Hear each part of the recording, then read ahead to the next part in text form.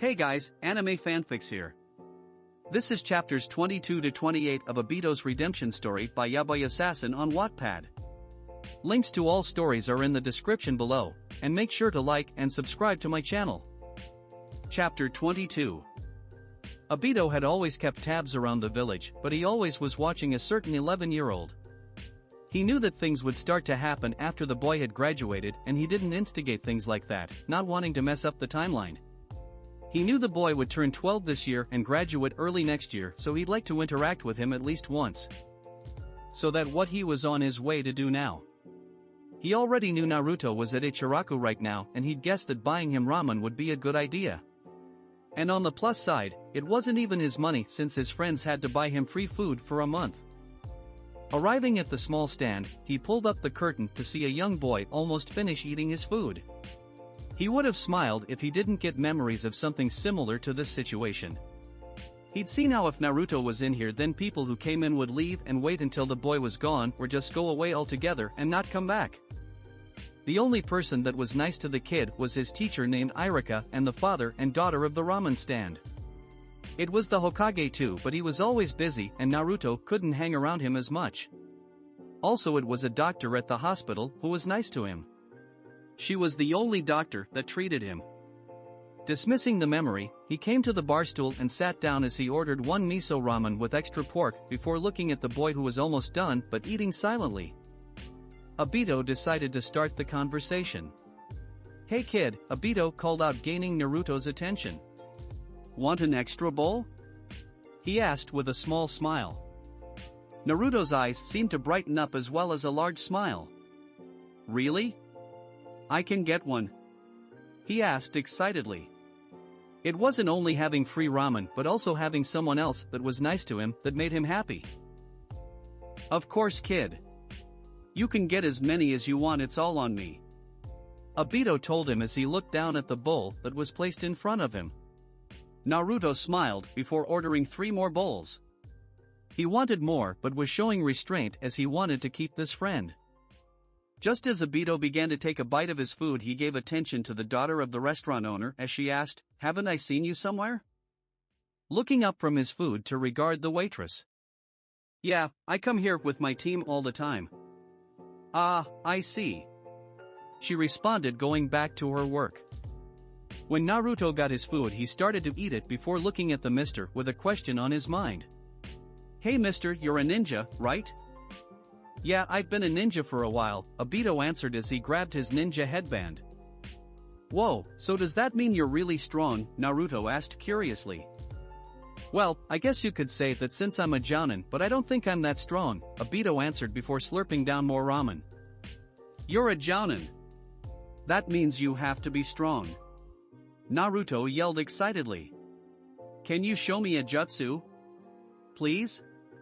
Naruto begged. "Sure, I guess," Obito agreed. "But just one," he said as Naruto nodded. "Now what jutsu should I show him?" Obito asked himself in thought. "Maybe the Rasengan Jiraiya taught me? Nah, too early. Maybe just a small wind style? Yeah, that should do it." He set down his chopsticks before using one hand and performing a single hand sign. "Wind style, ballet of wind," he muttered as the wind suddenly picked up, causing light objects to fly away and things like curtains to fly in the air. But before things got too crazy, he dispelled the jutsu before grabbing his chopsticks. "Wow. You're strong, mister. Can you teach me a jutsu?" "I'll teach you another time, but right now I think you should eat," Obito answered as Naruto looked at his ramen in delight. "Oh, and my name Obito. Calling me mister would make it seem like I'm old." Naruto muttered before slurping up the noodles in his mouth. "Well, how old are you?" 26. "And you're a jounin already, that's awesome," Naruto said, setting the empty bowl of ramen to the side as another was set in front of him. "I've been a jounin since I was 13, Obito told him as he places his chopsticks in his empty bowl. "Are you in the academy?" Naruto nodded as he slurped a giant gulp of noodles. "Yeah. And I'll be Hokage too. Believe it." You know, I actually do, Obito muttered softly as he looked at Naruto, who was drinking the rest of soup before releasing a loud burp. Thanks for the meal, Obito-Nizan, Naruto said as they walked out of Ichiraku's. You're welcome, Obito said back as they started to walk away from the ramen stand. You know what? Obito started gaining the boy's attention. I think I'll come to your class tomorrow. You know, as a guest. Really? Sure. I don't have a mission tomorrow, and so I can train you and your class. Obito answered back. All right. Naruto yelled before looking at Obito. But don't train Sasuke team. Obito raised an eyebrow. Why?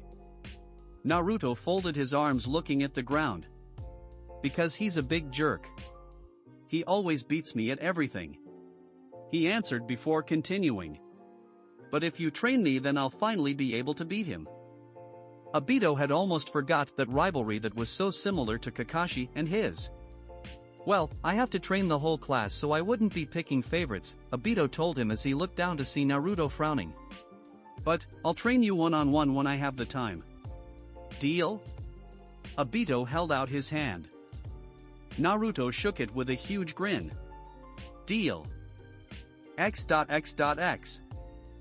It had been a quiet, normal day of school for Naruto. He'd been barely paying attention in class, but he only awoke because he was waiting on someone. Naruto! Pay attention! Iruka yelled by Naruto's ear, startling the boy as he fell out of his sleep. Rubbing his ear, Naruto said, I was paying attention, Iruka-sensei. No, you weren't, Iruka argued as he pointed at the book that the rest of the class was reading. You're not even on the right page. Just as Naruto was about to respond, a bell sounded, which ended the normal classes. Today was the day everyone was supposed to spar in the back of the academy, but they had a special guest. Once everyone was outside and ready, they expected to see the Hokage as the special guest, but to their surprise it was Obito. Naruto already knew who was coming, was excited at being able to see him again, while Sasuke was just confused. I'm a Jonin of Konoha, and my name is Obito Uchiha. He introduced, gaining every one of the kids' attention at his status of Jonin, or his last name. And I'll be training you all today. What's my cousin doing here? Sasuke asked himself and thought. Joukan takke abreak Iruka-sensei, Misuki-sensei. Il takke over from here. Obito told him. Thank you, Uchiha-san. They answered with a nod. You don't have to be so formal. Just call me Obito. Obito told them before the two left with a nod. Alright class, we'll start off with introductions, starting first in the alphabet. All you have to say is your name and why you want to be a ninja. So who's first?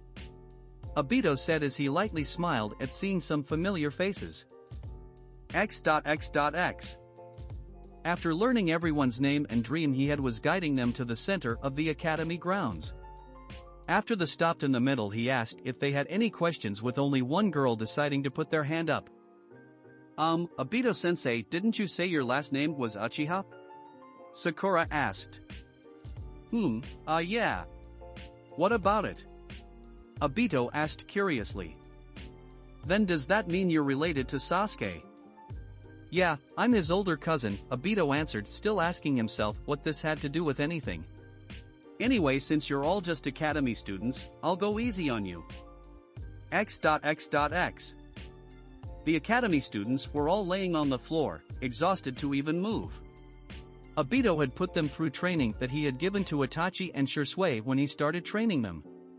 It produced the exact same result. Seems like you put them through hell. Iruka laughed as he walked to the side of Obito, looking at his students. Yeah, I had too, Obito responded with a smile. Naruto, Kiba, Shikamaru, and Sasuke are the ones specifically on my mind. They're similar in some ways, well, except for the Nara. I had to up the levels on him to make his try at all. Yeah, he's pretty unmotivated, Iruka responded as he turned to Obito. Anyway, thank you for coming to Obito. You're always welcome. Thanks. I'll try to drop by if I ever have free time. Obito said before disappearing in a swirl of leaves. X.X.X. Obito had teleported to the Jounin station where the rest of his friends were. He just wanted to relax right now, even though stuff like the Akatsuki, Orochimaru, and whoever the hell attacked Konoha was on his mind. Walking in the building, he was seen afar by Kakashi. "Yo, Obito." "Oh, hey Kakashi, what are you guys doing?" Obito said after coming over and taking a seat. Asking Kakashi about him wanting to test another Genin squad, Anko answered, cutting off Kakashi. "Another, really?" Kakashi shrugged. "We do need to keep the Team 7 tradition going. Remember? You and Rin didn't want any Genin." "Well, I can't say you're wrong, but you're just gonna fail them anyway. Your test is too hard." Obito replied, laying his head down on his arms, which were on the table. "Well, maybe, but not just anyone can be on Team 7 when 2 Hokages were a part of it. Not to mention the legendary Sannin," Kakashi said, flipping a page in his book. "You love winning arguments, don't you?" Obito asked playfully as he looked at Kakashi. "Maybe." "Hello, my youthful friends," Guy exclaimed as he walked in and spotted them. He come over to sit with Asuma and Kurenai following behind him. Obito smiled. It would seem like another day of hanging out with his friends. X.X.X. Walking down a poorly lit hallway, a man with white hair and small, circular glasses stopped. He turned, thinking he heard something, but dismissed it before heading to a room that was at the end of the hallway. "Good evening, Lord Orochimaru," the man greeted as he walked in and shut the door behind him. "Kabuto," the snake Sannin recognized, not turning around to meet his gaze. "How's the deal with the Sand Village going?" "They seem to be going with the plan 100%, but they don't seem to trust us much yet," Kabuto answered. "That's a given."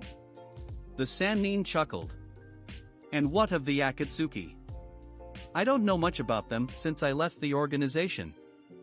"They've got a new member," Kabuto answered, making Orochimaru turn away from what he was doing to look at him. "Who?" "A famous kunoichi from the Sand Village." "Pakura," Kabuto answered. "I thought those village elders said she was dead," Orochimaru said as he turned back to an experiment. "I guess they didn't get the job done and now she's part of the Akatsuki." Kabuto has stayed silent as he looked at what the Sannin was doing. He was, by all means, going to make sure that what Lord Orochimaru wanted to accomplish would happen. Kabuto, the Sannin, started gaining his subordinates' attention. Make sure all plans with the Sand go perfectly, with need their absolute trust. "Got it?" Kabuto bowed. "Yes, Lord Orochimaru," he said as he left the room on his way to fulfill his master's wish. X.X.X. A man with orange hair and metal piercings, along with a woman who had short, blue hair with amber eyes, stood atop the Ghetto Mazo as they overlooked every other Akatsuki members. The ones who weren't there were the Masked Man and Zetsu. The members were Deidara, Sasori, Pakura, Kisame, Haiden, Kakazu, and Juzo. /N, Juzo is an anime-only member who I wanted to add. He's one of the 7 swordsmen of the mist, so I knew I could put him in some cool fights. Also, I know what you're saying with Pakura. But her reason for being in the Akatsuki will be explained in future chapters. Now back to the story. We have been hiding in the shadows long enough. Pain started. Now is the time we start to find and capture the 9 Jinchuriki. The air around them was thick and serious, even though some of them were kinda jokesters. They had been a mostly unknown organization that had been taking jobs to fund their main goal for several years. "And our first target is the Nine-Tails Jinchuriki," Pain said, looking as dangerous as ever. Chapter 23. Ruka dragged Naruto in the academy by rope as Naruto was skipping class, playing a prank. "You got to start coming to class, Naruto. Didn't you want to become Hokage?" "I do," Naruto screamed. "But how is sitting in class and reading a book gonna help me?" "It'll help you by sharpening your mind and teaching you the fundamentals of what it is to be a ninja," Irika answered as they reached the classroom. He opened the door as the room quieted down and came inside dragging a silent Naruto. Tying him up, he started his lesson in hopes of getting Naruto to listen. Naruto wasn't in the slightest. All he wanted was to learn some new awesome jutsu that would make all of Sasuke's fame his own. That's when he got hit with a small object upside his head. Naruto, pay attention. You failed the last final exam and the one before that. You need to start paying attention in class. Iruka reprimands Naruto. But Naruto moved his head to the side, unwilling to pay attention. A vein appeared on Iruka's forehead. We're going to review the test for the transformation jutsu, he yelled. And even if you passed, you'll take it again. He told them to know what their complaints would be. Sakura Haruno going, she exclaimed, already holding up the hand sign. Transform, she yelled before a puff of smoke enveloped her. And when it cleared, a copy of Iruka was standing there. She turned to look behind her with excitement. Did you see that, Sasuke? She asked while he just blatantly ignored her. Pass, Iruka said as she deactivated the jutsu while he wrote on his clipboard. Next up is Sasuke Uchiha. Sasuke performed it perfectly and without a word got out of the way. Alright, next is Naruto Uzumaki, Iruka yelled. Before he stepped up, he heard comments from Shikamaru and Ino about him. Like I care, he told them as he stepped up and placed his hands in the hand signs. Transform, he yelled as smoke enveloped him, and instead of turning into Iruka, he turned into a naked woman who had her intimate parts covered in smoke. Iruka looked at this shocked before flying back with a stream of blood coming out of his nose. Ha ha ha ha, how's that? I call it my sexy jutsu. Cut the stupid tricks, Iruka yelled as he looked at Naruto. But outside of the classroom, on top of a tree, Obito laughed as he watched the scene unfold. Naruto seemed to take after his mother personality-wise, but looked almost exactly like his father. After dropping Naruto's and Sasuke's lunches off anonymously, he walked down the street. X.X.X. Hours later, Obito took to the forest after hearing that Naruto had stole the scroll of sealing. As he ran through Konoha, he heard people bad-mouthing the boy but kept running as he usually stopped and threatened them. He came to the scene as Iruka was giving Naruto his ninja headband. After waiting until Naruto left, he jumped off the tree he was on and walked up to Iruka. What happened? He asked. Mizuki tricked Naruto into stealing the scroll and tried to kill him and take it out of the village, Iruka answered, looking at the traitor. Obito walked up to Mizuki and looked him over. And I'm assuming that Naruto beat him up. Yeah, he did it with Shadow Clone Jutsu, Iruka told him before Obito looked at him surprised. Really? Yep, and that's why I named him an official ninja of Konoha, Iruka stated proudly. Obito turned back to the traitor. I'll take him in, you get some rest, Iruka. Thanks, Iruka replied as he rubbed his back slightly while leaving. No. I should be thanking you, Iruka, he said softly before grabbing the traitor by the shoulders, shaking him awake.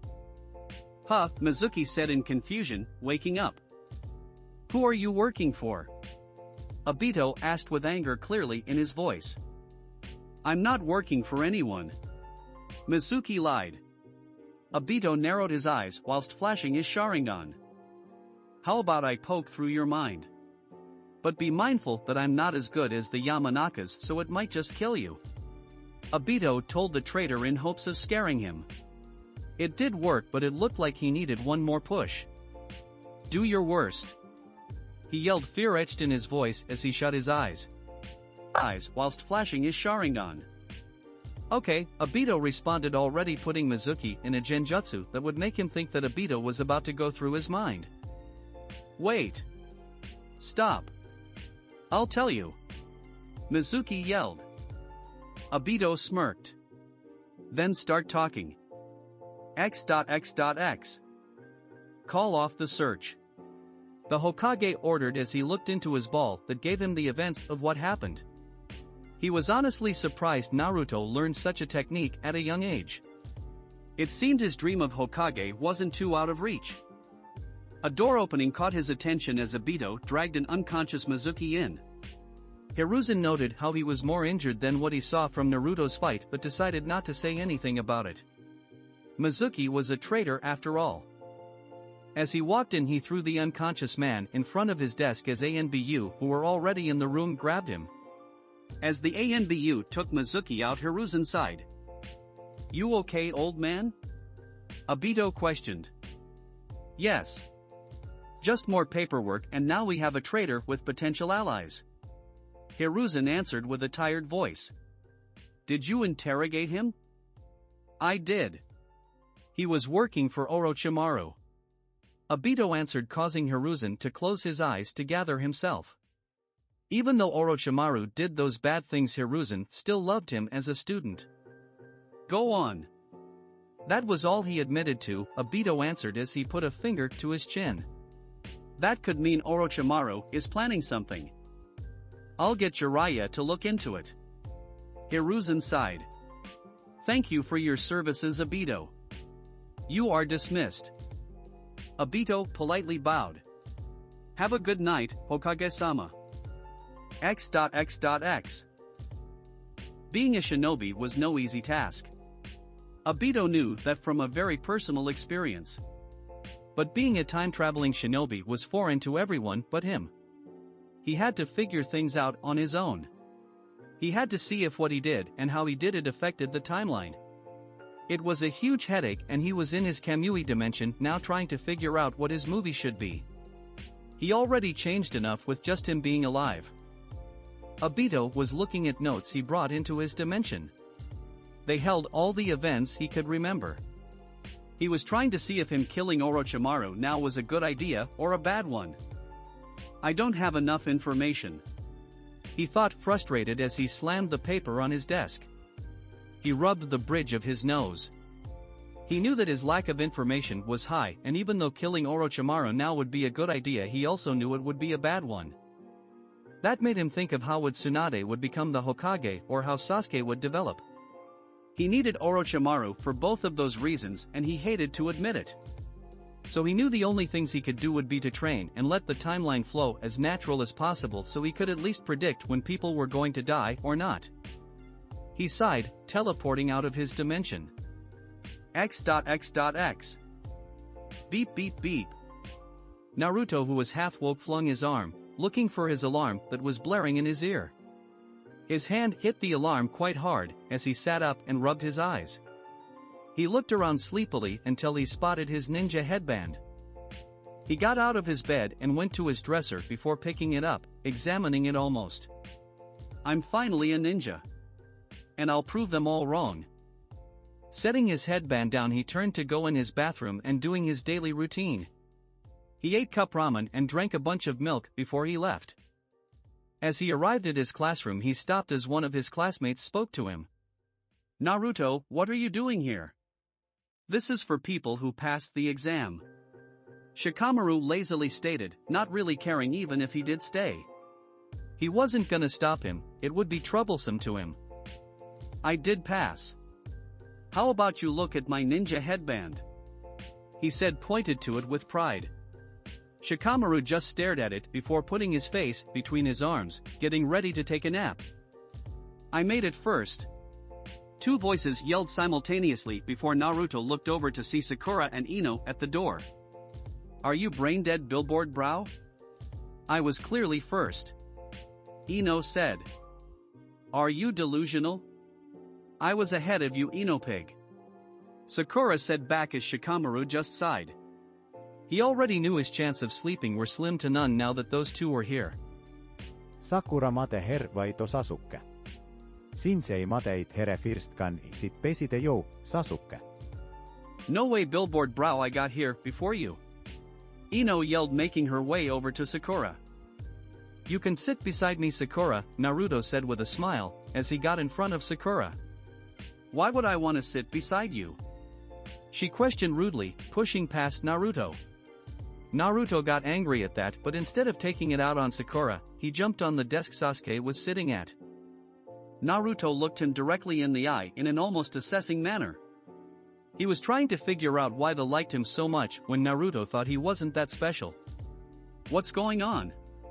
a random kid questioned, turning behind him as his elbow bumped someone. "Oh sorry, did I hit you?" he asked as he looked at who he bumped shockingly.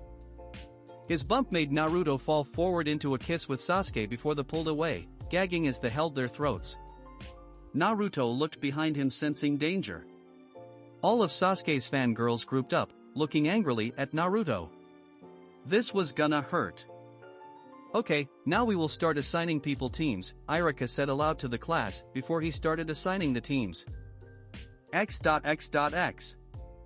"Seems you got Sensei's son on your team," Obito said, looking over at Kakashi. Kakashi, Obito and Hiruzen were over Naruto's small apartment mainly to get Kakashi what you'd say acquainted. Other than watching him as an ANBU when Naruto was a child, Kakashi never interacted with the boy. He only knew Naruto from what he observed and what was in his files. "Seems so." Kakashi nodded, walking over to where the Hokage was observing what Naruto had eaten earlier today. Kakashi noted that he left food that could spoil. He picked up the milk looking at the expiration date before shaking the carton. "Empty," he thought before looking over to Obito and Hiruzen. "This milk is way past its expiration date and it's all gone." "He's gonna have to go to the bathroom all day," Obito said, slightly snickering as he did. "Good grief," the Hokage muttered, slightly shaking his head. It seemed he'd have to remind Naruto not to leave milk out for too long. He turned to Kakashi and Obito. "Obito, you are no longer required to watch Naruto," he said before inclining his head in Kakashi's direction. "He'll be under Kakashi's supervision from now on." "I never watched him as a requirement anyway," but he looked over to Kakashi. "Take care of him. He's quite a handful, you know." "Yeah, I got it," Kakashi answered in thought. He'd have to see Konoha's prankster for himself. X.X.X. Kakashi walked to the Hokage's office already an hour late. It turned Obito was right when he said it was fun to be late and get people's reactions. When he came in, all other squad leaders were there, some casting him annoyed looks for being late. "Glad to see you could join us, Kakashi," the Hokage greeted, amused at the looks the Jounin was getting. "Hokage-sama." Kakashi nodded, walking beside Asuma before taking out his book. The Hokage cleared his throat, gaining everyone's attention. "Now tell me if the teams passed or failed." Team 1. Pass. Team 2. Pass. Team 3. Fail. Team 4.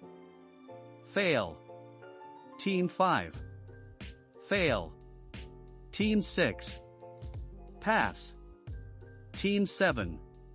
Pass. Everyone in the room looked at Kakashi surprised. He never passed any genin team, so it came as a surprise. Kurenai and Asuma would definitely tell the others as soon as they left. The Hokage cleared his throat once more before starting again. Team 8. Pass. Team 9. Fail. Team 10. Pass. Okay, thank you all. You are dismissed, the Hokage said, writing the information down as the Jounin left. Outside, Kakashi was walking, reading his book until Asuma and Kurenai ran up to him. "You actually passed some genin?" Asuma asked in disbelief. Kakashi nodded without looking away from his book. He didn't even want to think about how Obito and Rin would react. "I'm surprised, Kakashi, but," Kurenai said, putting her hand on his shoulder, stopping the three from walking. "But I'm happy you finally did it. You shouldn't butter me up like that. All I did was pass a couple of genin," Kakashi said as Kurenai moved her hand, starting walking again. X.X.X. Obito was at Ichiraku eating ramen. He hadn't eaten in days because of him studying his timeline. He had to know who caused the Kyuubi attack and what their motive was. He suspected that it was an Uchiha, but then who persuaded Nagato to start the Akatsuki? It didn't make any sense if they were already dead. "Hey, Nizan," Naruto yelled, pulling Obito out of his thoughts. "Huh?" Obito turned to Naruto. "Oh, it's you. What's up?" Naruto grinned, pointing at his headband. Look, I'm a ninja just like you. I see. Well, that means that you can have a couple of bowls, my treat. Obito told. Naruto got excited again and started ordering like crazy while Obito took this opportunity to look in his wallet. It seemed he'd be broke until he did another S-rank mission. X.X.X. The Hokage sent Obito on a mission on his own, an infiltration one at that. It seemed like he wanted to know something, but Obito couldn't see what, and he didn't sense any ninja pursuing him. He looked up as the sun set. He'd get this done quickly and go home already. He only had a little ramen, and he had to admit Yukina's home cooking was the best food he ever ate. As soon as the sun set, he went into where a small village was set up. That was just a facade, however. They sold people, and the leader killed anyone who opposed him. Obito's mission was simple: save an escort, captured civilians, and kill everyone else. It was easily an S-rank mission that it would take at least 3 ANBU squads to complete. Obito teleported in the village, on top of a tall tree with a hood over his head and a dark cloak. His face would show if he pulled his hood off, and he didn't wear anything that would show he was from the leaf. The village was associated with villages like the Cloud Village and the Stone Village. To get them off the map but keep peace in the world, he had to do this silently, needing to make sure he took everyone out. He started doing seals before slamming his palm to the ground, muttering a jutsu. Summoning jutsu. He muttered as in a puff of smoke a small, brownish owl appeared. Ginzo, do you mind surveying the area for me? No, sir. What am I looking for, Obito-san? The owl asked in a respectful manner. The number of people with elevated chakra levels. I need to know how many. Obito told him, connecting their eyes with his Sharingan so he could see what the owl could. I'm on it, he said, taking off in the sky. Obito then connected their vision when Ginzo was high in the sky. With the Sharingan, he saw chakra different, and so every building the owl passed, Obito saw how many people were in it. After doing the entire base, he saw that the one with the highest chakra level was at the highest building, which meant he was the leader. After confirmation of the number of people, which turned out to be 500 shinobi and 253 civilians. Their security was tight, Obito noted as the owl flew down to the side of him. Is that it, Master Obito? It is. Thanks for your help, I'll take it from here. And with that, the owl disappeared as Obito jumped off the tree, landing on the ground softly, and began to calmly walk up to the heavily guarded gate. He jumped high in the air as he neared the gate. 4 guards had spotted him, but he used Kamui to eject 4 giant metal stakes, killing them. He landed on the gate and used his sensory abilities to find targets near him. A group of 6 is what he found, and he rushed them as they readied themselves. He had jumped in front of them, he wanted them so see him. One ran at him, kunai in hand, and charged at Obito. Obito activated Kamui, making the man go through him and step on an explosive tag. It exploded, causing the man's leg to explode, making him scream in pain. You bastard! Another ninja yelled as him and another rushed Obito, who was turned around looking at the man in pain. Before they reached him, Obito turned using his long-range Kamui to snipe of one of their heads, sending it into the Kamui dimension. The other ninja who was still rushing Obito aimed a kunai slash at the side of Obito's head. His attack phased through Obito, making his eyes widen in surprise. As Obito was going to dematerialize, he sensed 20 more shinobi approaching. Obito ejected a large metal stake and killed the man in front of him before turning as the next ninja arrived. Obito slowly pulled off his hood with only his normal Sharingan active. Who are you? One of the shinobi asked. Your killer, Obito stated, launching at the group of 20 shinobi. They stood their ground and threw a bunch of kunai at him. Once he easily phased through. What was that? A shinobi asked in confusion. But no one answered as Obito ran up to a ninja, his hand in his seal. He phased through him, then made a wooden spike come from the ground, impaling the shinobi. Obito then launched a large fireball at the group of shinobi. They all managed to jump out of the way as Obito's jutsu exploded. 50 more shinobi were almost at the location. As the reinforcements landed, they all surrounded Obito. Give up now. You have no chance of winning. I think I have a pretty fair chance, Obito responded with a smirk while doing hand seals. Attack! A shinobi yelled as 50-plus shinobi rushed Obito from every direction. Sage Art, Lightning Style 4-Pillar Trap, Obito muttered as 4 rock pillars formed around everyone, which then started to shoot bolts of lightning between them. You just trapped yourself, moron. A shinobi said, smirking. Did I? Obito played along, going intangible as the lightning started to cause damage to everyone inside of it. When the smoke cleared, Obito was the only one left standing but noticed that his wood clones had got all the civilians out of range for an attack he wanted to try. Smirking, he activated his perfect Susanoo, looking down in disgust at the men below him. Kamui, Toton. He muttered as a ball of chakra which had his Mangekyo Sharingan eye in it manifested in the Susanoo hand.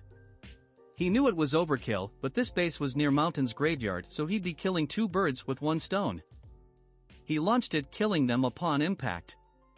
He dropped his Susanoo with a sigh, noting how it was a lot easier to stay in it. He knew he would be ready for Madara if he ever came back, but was still skeptical of Kaguya.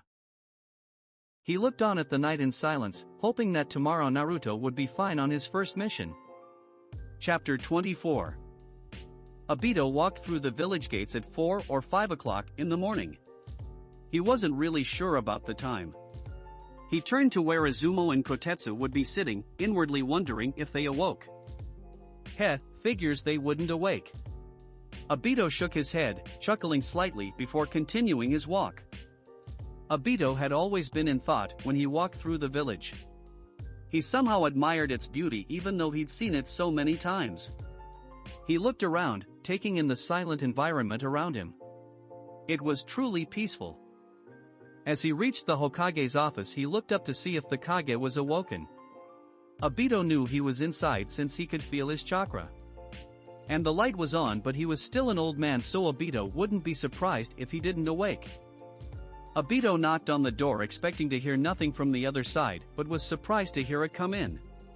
Opening the door and closing it behind him, he took it upon himself to inspect the old man, taking in his features. Bags under his eyes, with his eyes slightly red. He was yawning every second.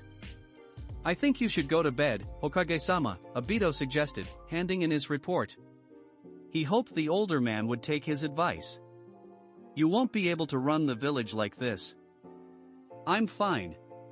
I have a lot of paperwork these days is all. It'll go back to its regular proportions soon. Hokage responded, rubbing his eyes and stifling a yawn. Obito looked down at the paperwork the Hokage had, slightly frowning at some mistakes shown. He decided to pick up the worst one he saw. He held it up to show the Kage his error. You assigned a chunin squad an S-rank mission. The Hokage frowned slightly, putting his head in his hands with a sigh. How could I make such a mistake? He asked himself in a tired and small voice, the exact opposite you would expect a Kage's voice to be. Because you're tired. I think you should go get some rest. Obito offered again, thinking how important the paperwork was. I would, but all this needs to be confirmed by tomorrow, Hiruzen said, getting back into work mode. He grabbed his mug, drinking coffee. As he set it down, Obito lightly frowned at it but decided not to say anything. Then how about I do it for you? Obito offered once again, surprising Hiruzen. Obito knew it wouldn't be that hard, he'd done tougher things. Really? Hiruzen asked, unsure to even take the offer. Obito nodded, going around to the side of his desk. He wouldn't be tired with the senju cells in him, so he'd be able to get it done. Hiruzen sighed softly, getting up slowly from his seat. Well, I suppose I'll give the idea a try. He put his hand on Obito's shoulder. I trust you. Then he turned to walk out of the door. And before closing it behind him, he looked back once more. I'll check your work in the morning. Well, this isn't how I pictured this night going. He remarked after the Hokage left, taking his seat in the chair. It made him feel like he was the Hokage for some reason. Maybe a part of him still urged to be Hokage, but Obito has repressed any of those thoughts and emotions. He only thought that they'd get in the way of what he was sent here to do. And plus he didn't deserve the Hokage position, not with everything he'd done. He honestly believed that Sasuke was more fit for the position despite what he'd done himself. He rid himself of any of these thoughts and started on the paperwork in front of him, unaware of a smiling Hiruzen watching him with his crystal ball. 4. X.X.X. Shisui was known around the world as many things. One of the few Uchihas left. Shisui of teleportation. Shisui of the Sharingan. But he never let any of that get to him. He wasn't one to parade his power or berate others just because he was stronger than them. He even took after Obito and helped the elderly anytime he wasn't busy. He was always nice to others, especially children, seeing them as special to the future of Konoha. So in that thought, he saw Sasuke as the future of the Uchiha clan, so he, Itachi, Izumi, and Obito had made sure he was okay in more ways than one. Shisui was always the second to get up, right after Izumi. She had always cooked breakfast for all of them and occasionally Obito and his wife if they stayed over. Shisui, Itachi, Sasuke, and Izumi lived in the biggest house of the Uchiha. It had 30 bedrooms, 15 bathrooms, 2 kitchens, and 5 training rooms. They all lived in the downstairs area, except Shisui and Sasuke, who live upstairs but ate breakfast downstairs or took it to the academy with him.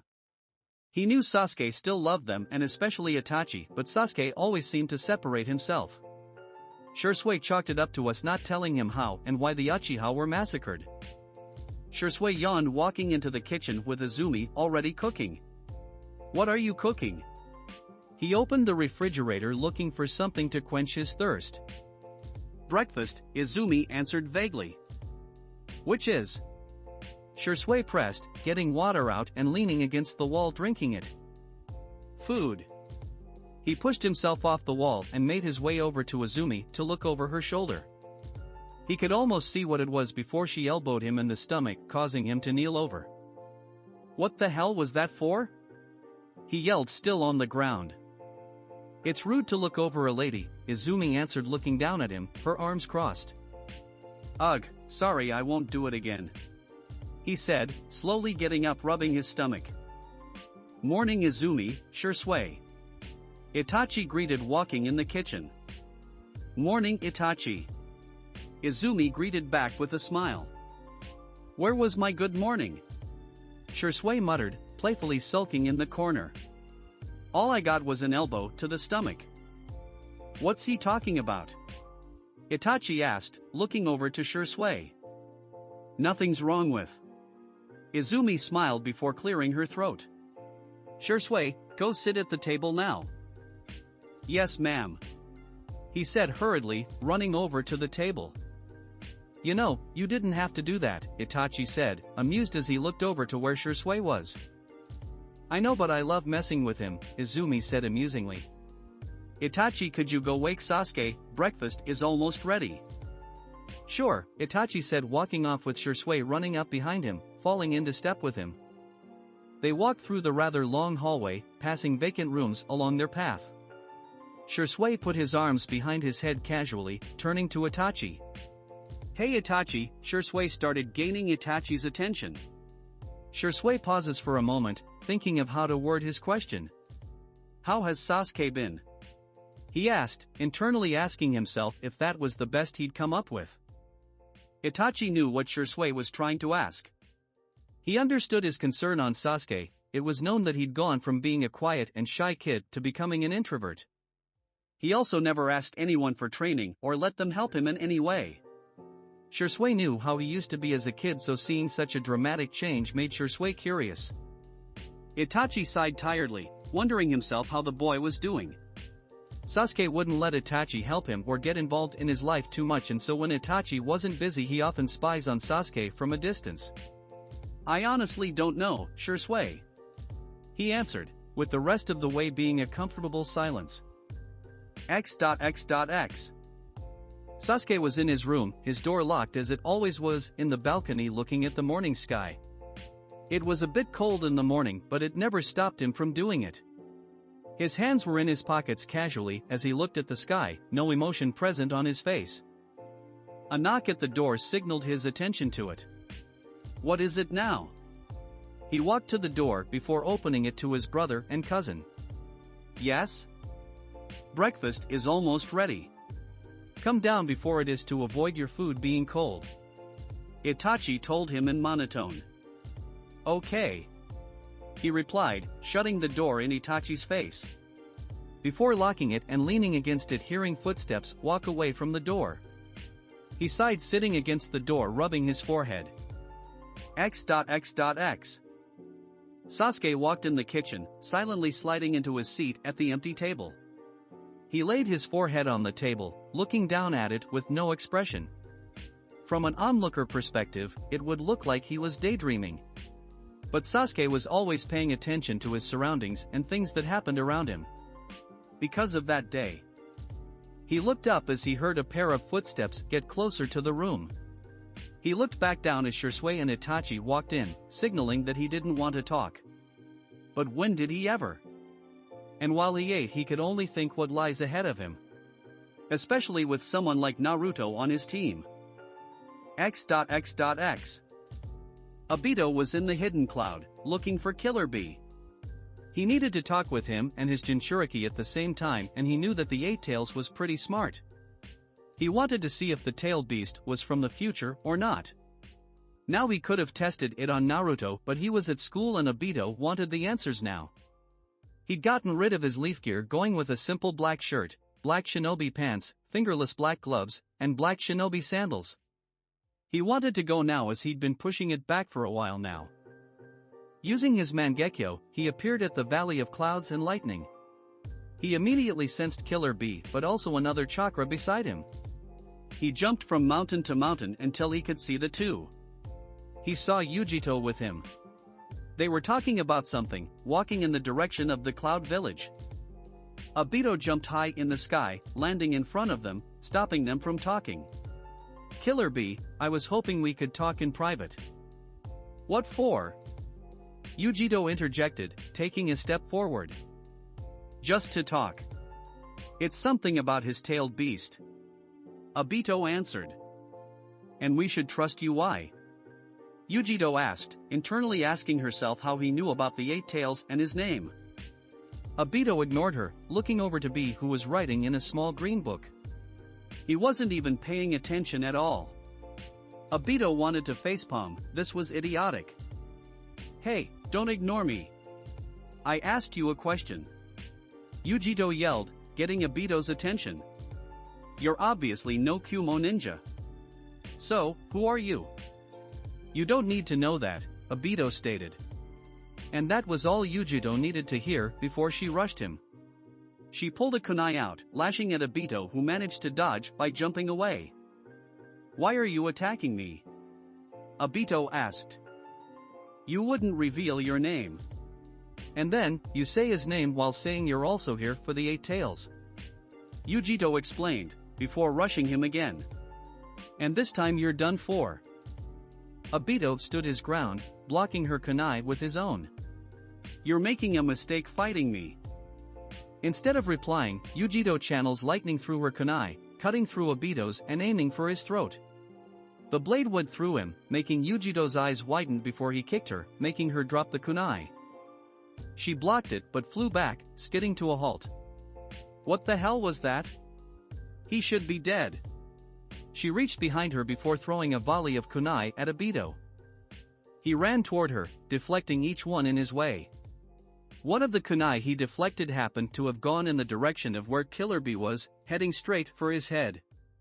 Killer Bee opened his mouth, catching the blade between his teeth before removing it. You've messed with my rhymes, and that makes you out of time. When Killer Bee enters the fight, all his opponents see is light. Killer Bee rapped, walking to the side of Ujito. Ujito turned to him. You don't have to help me. I got this. It isn't about that. He destroyed my rapping flow, and now we fight, let's go. He replied. I know you love doing it, but please stop rapping. Just for this fight. Ujito begged. Bee shook his head. Sorry, no can do. When you rap, the flow gets stuck inside you. Ugh. Ujito turned back to Obito, who had his Sharingan activated. He knew they weren't gonna stop, so he'd fight them until he could find a chance to talk with the Eight Tails. And plus now he'd see how strong he was. Uchiha charged him with B following her, close behind. Obito jumped in the air, releasing a powerful fireball at the two. The two Jinchuriki dodged it, going on both sides of the attack. Uchiha jumped in the air, causing Obito to release metal stakes from his left eye. She maneuvered herself, turning sideways to dodge the attack while throwing lightning-infused kunai at him. And at the same time B was behind him with a lightning-infused sword. Obito used Kamui, making the kunai go through him and go on to attack B. Obito deflected each kunai before the three landed on the ground. Uchiha threw a kunai with an explosive tag on it, causing the area where Obito was to explode. Obito evaded the attack, jumping high in the air, but Uchiha, who transformed into the version 1 cloak, was above him, aiming a kick. He used Kamui again, making her go through him and hit the ground with a powerful kick, causing an even larger crater in the ground. She gritted her teeth before her eyes widened, looking at multiple explosive tags on the ground. He must have buried them in the ground. She thought before she blocked as the tags exploded. Meanwhile, B was rushed to Obito as he landed on the ground. Float like a butterfly. And sting like a bee. Oh yeah. B exclaimed as he attacked Obito with his acrobat taijutsu technique. Obito took out two kunai and deflected his swords. Obito notes how the style was completely unpredictable and how he was losing ground. Nothing this, he backed up and used Kamui to teleport behind him before lunging at him. And before Obito knew it, all 7 swords were plunged into his torso. He fell back, falling to the ground unmoving. But before Killer B could do anything, the illusion faded out as Obito was already behind B, Rasengan ready. And just when he was about to hit Killer B, Uchiha, still in her version 1 cloak, rushed them and stuck out her arm, causing a chakra arm to form and head for Obito. Obito, sensing the attack, used Kamui to go through B and the attack. What is that? We keep going through him, Uchiha said, walking up to Killer B. But instead of replying, Killer B nodded his head as he wrote in his notebook. Hey, pay attention. We just found his weakness. We did? Because I didn't see squat. Yes. He can't attack when he goes intangible. That means we'll have to strike within that opening, Uchiha explained before getting on her guard. You know, I didn't come here for a fight, Obito said, getting on his guard. But his words went unheard as the two Jinchuriki were bickering. His sweat dropped as he rubbed his head, as this would be no doubt funny if they weren't trying to kill him.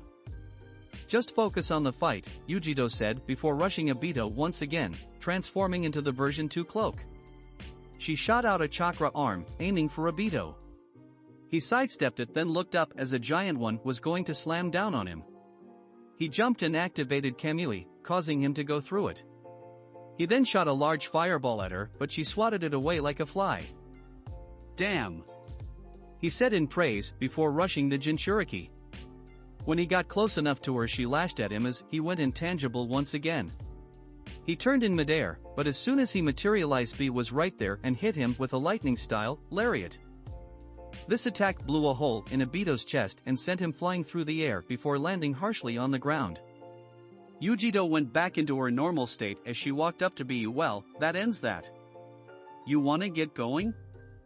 He went back to his normal state before turning to Uchiha. You know it, bro, he exclaimed before they started to walk away and continue what they were talking about. But they stopped and turned after hearing a wait from Obito. Where you going? The fun has just begun, he said before whipping his mouth of the blood he'd just coughed up. Surprise flashed through the Jinchuriki's faces, seeing the hole in Obito's chest to disappear and heal. His healing abilities are that of a Jinchuriki. Ha! She stared before holding up the Ramhan seal. But I'm finishing this. An explosion of blue chakra formed around her before it swirled, encasing her in it before turning into the Two Tails Matatabi. It's time you go down. Damn. All this for a conversation, Obito thought before jumping to the top of a nearby mountain. But I won't lie and say that it doesn't get my blood boiling. Now die. she exclaimed, releasing a charge-up fireball. He performed the snake hand seal, causing giant trees to sprout from the side of the mountain and get in his way as a shield. As this was happening, Bee snuck above Obito, unleashing one of Gyuki's tentacles. Obito sensed this and looked up with his Mangekyo activated. Using his left eye, he teleported the entire tentacle away before teleporting behind him with his right eye. He then combined both of his eyes and released a better version of the fire style, Bomb Blast Dance. This attack had swirls of fire in wide proportion, causing widespread damage. And when the smoke cleared, Killer Bee was unscathed, standing in his full-tailed beast mode while Yujito was still in her own Bijou form, unscathed as well. TCH, with all this chakra going everywhere, it'll be only a matter of time before the Raikage gets here. I'll need to end this now. Obito clasped his hands together, getting a jutsu ready. Sage Art, Wood-style, Tailed Beast Restraint. Giant wooden hands erupted from under them, wrapping around them, causing them to fall to the ground, no longer able to move. Using his Mangekyo as a medium, he casted Genjutsu, causing both Jinchurikis to go unconscious. He sighed before jumping to where Killer Bee was and touching the tailed beast head. He then cast another Genjutsu, forcefully bringing his consciousness into Bee's mind. He appeared before the tailed beast in a black void. He was immediately attacked by a giant tentacle, but he was able to dodge. "Hey, stop! I'm not here to fight!" Obito yelled, raising his arms up in surrender. "And why would I trust you?" Obito Uchiha. The ox questioned, looking ready for any move the Uchiha might make. Obito's eyes widened before he went back to his neutral expression. "Can I assume you're from the future like me?" Gyuki's eyes widened. "You too?" he questioned before scowling slightly. "Was this your doing?" Obito kept his cool, not taking his eyes off the tailed beast. "No. The Sage of Six Paths himself sent me back to prevent the future from happening." He turned to look to his side, muttering, "Although, I'm not doing a very good job." Yuki's eyes narrowed in disbelief. "And why would Hagoromo send you here and not someone else? Why would that be important?" "I'm already here, but here's a more important question. Are you the only one to come back, or are the rest too?" Obito questioned. "All of us are here," Yuki answered before reaching out his hand. "I'll take you to our meeting place." Obito didn't move as he glared at the hand, clearly not trusting the tailed beast. The tailed beast didn't retract its arm as he let out a scoff. "If I wanted to kill you, I would have tried already. Now come on, the others should be there." Obito walked forward, not taking his eyes off the beast but considering his words. He was right, and plus having Nine-Tailed Beast on his side could definitely benefit him. That much he was sure of. But gaining their trust was a whole different thing. He was sure it would either never happen or it'd take a long time. He stopped in front of the beast, putting his hand in the sky to touch the beast. And as soon as he did, he felt a huge tug on his chakra before he was suddenly surrounded by all-tailed beast. He turned hastily, hearing a large snarl. "You! How are you here?" "Kubi." Obito regarded. The fox released another snarl, glaring at the Uchiha. "Yuki, why is he here?" "Calm down, Kurama. He came back to the past as we did." Gyuki answered. "And you trust him?" Son Goku interrupted. Gyuki glared at him. "No, I never said I did. I simply brought him here because we're all confused and we need answers." "I agree with Gyuki," Matatabi said, grabbing everyone's attention. "If he was a threat like he was, then he would have tried to capture us." She then turned to Obito. "Even if I don't trust you, I'd like to give you a chance to talk." Obito blinked. He was surprised that a tailed beast was even like this. He'd never cared for them other than using them and their power. He'd start with that. "I understand why everyone here doesn't trust me." Obito started before stopping to hear Kurama scoff. "I've used your power and extracted you into the ghetto Mazo without your consent. I've taken you all away from your partners that you grew to have a relationship with, and I'm sorry for it all. My goal of coming to the past is not complaining or trying to rectify the decisions I made in my past life. My goal is to save the world from Kaguya and keeping as many people alive in the process. Obito lowered his head. And I would like to request your help in my endeavors. I won't force any of you, and if you don't want to help, then I'll figure it out another way. The tailed beast was silent, considering his words and how genuine they were. They knew of the dangers lurking in the near future, and perhaps having an Uchiha on their side wouldn't be too bad. I have a question, Kurama said, gaining everyone's attention. Who put a genjutsu on me and caused me to attack Konoha again? That wasn't you, was it? No. Obito immediately but truthfully answered. I've been investigating it for quite a while. I know it isn't Madara because I killed him myself, and the Uchiha is dead for the most part. All I do know is that Black Setsu has to be behind it again, and when I find him he's dead. Kurama turned up his nose with a glare at the Uchiha. I agree to work with you, but only for Naruto's future. Got it. Everyone else agreed for their own reasons except one stubborn raccoon. I'm not agreeing with someone Kurama does. Shikako started turning his nose up. Is it because I'm stronger than you? Kurama asked, slightly chuckling. You're not the strongest, you arrogant basta dash. Would you guys stop? We have a guest here. Matatabi interjected, cutting Shikaku off. And plus it's childish, Gyuki stated in a mutter, although Shikaku heard it. What was that, you brat? Shikaku questioned, glaring at him. I said you're acting childish. Grow up, you've been fighting with Kurama for millennia. Gyuki answered boredly. Obito watches the exchange, sweat dropping at the scene. He noted how all of them had different personalities and independent thoughts. They weren't as one-dimensional to him as they were previously.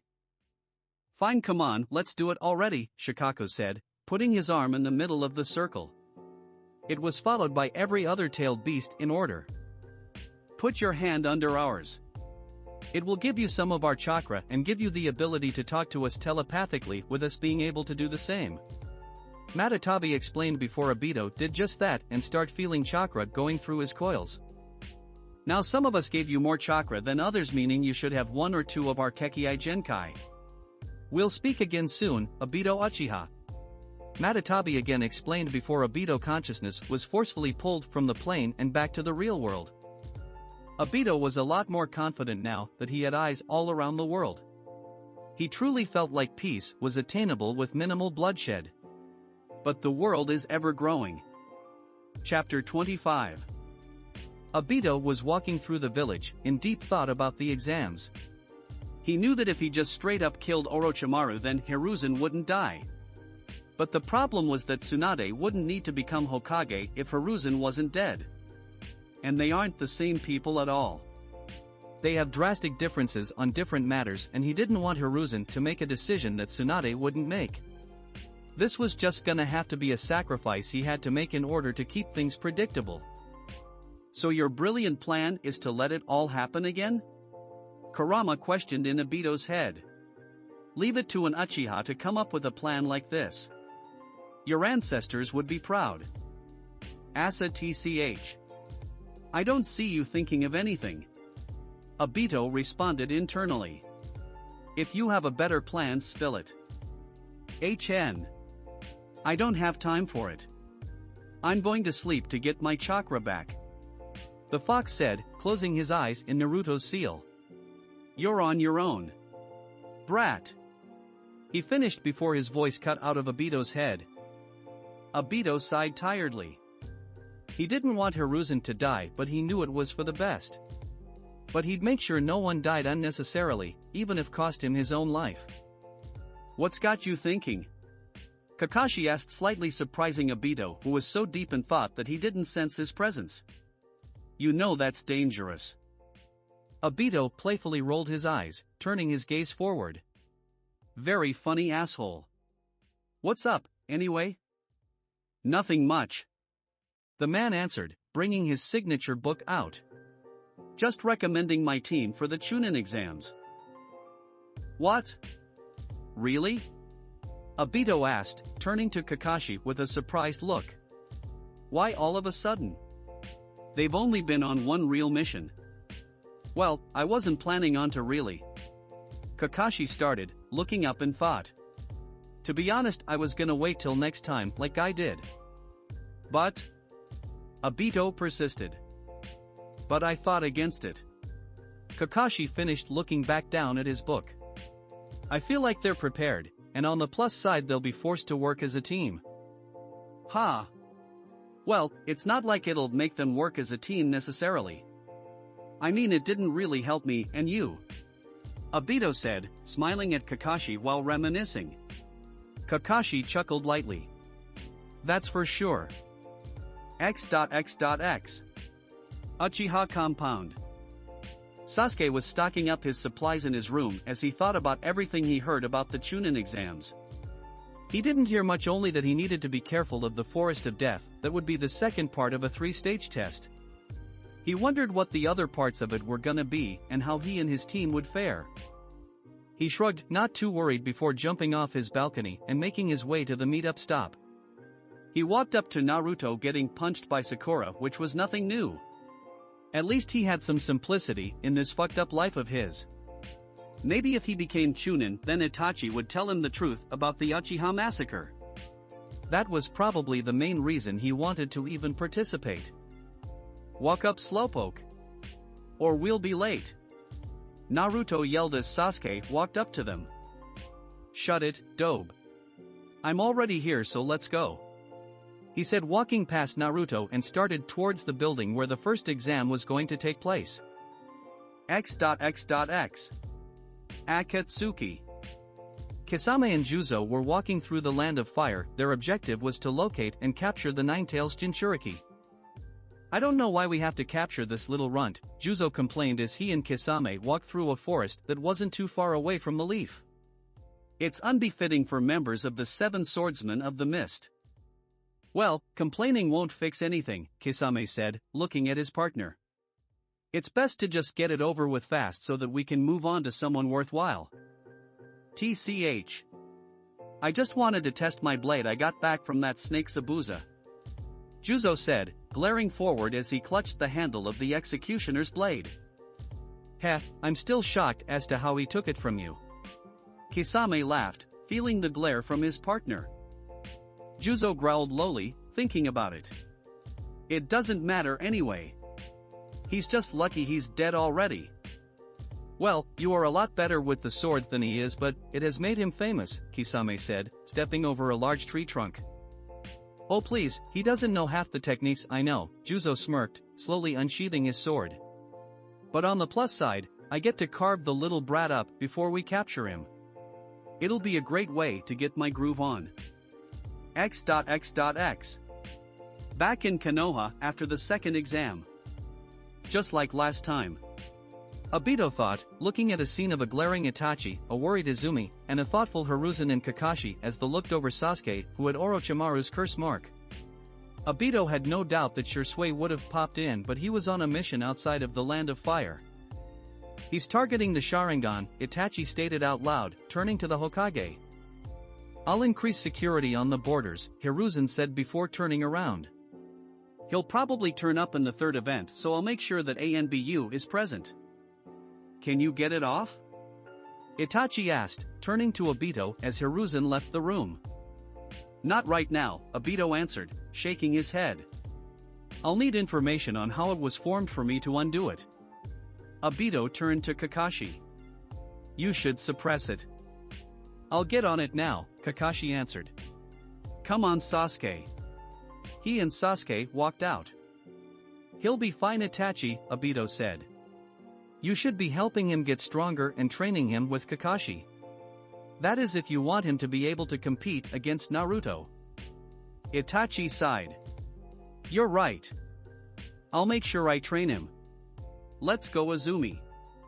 He said as they began to leave. Obito already knew that time was correcting itself and it would try to follow the same path it previously did. No matter the changes he made, it would always be similar to what had originally happened. Well, at least it would be predictable.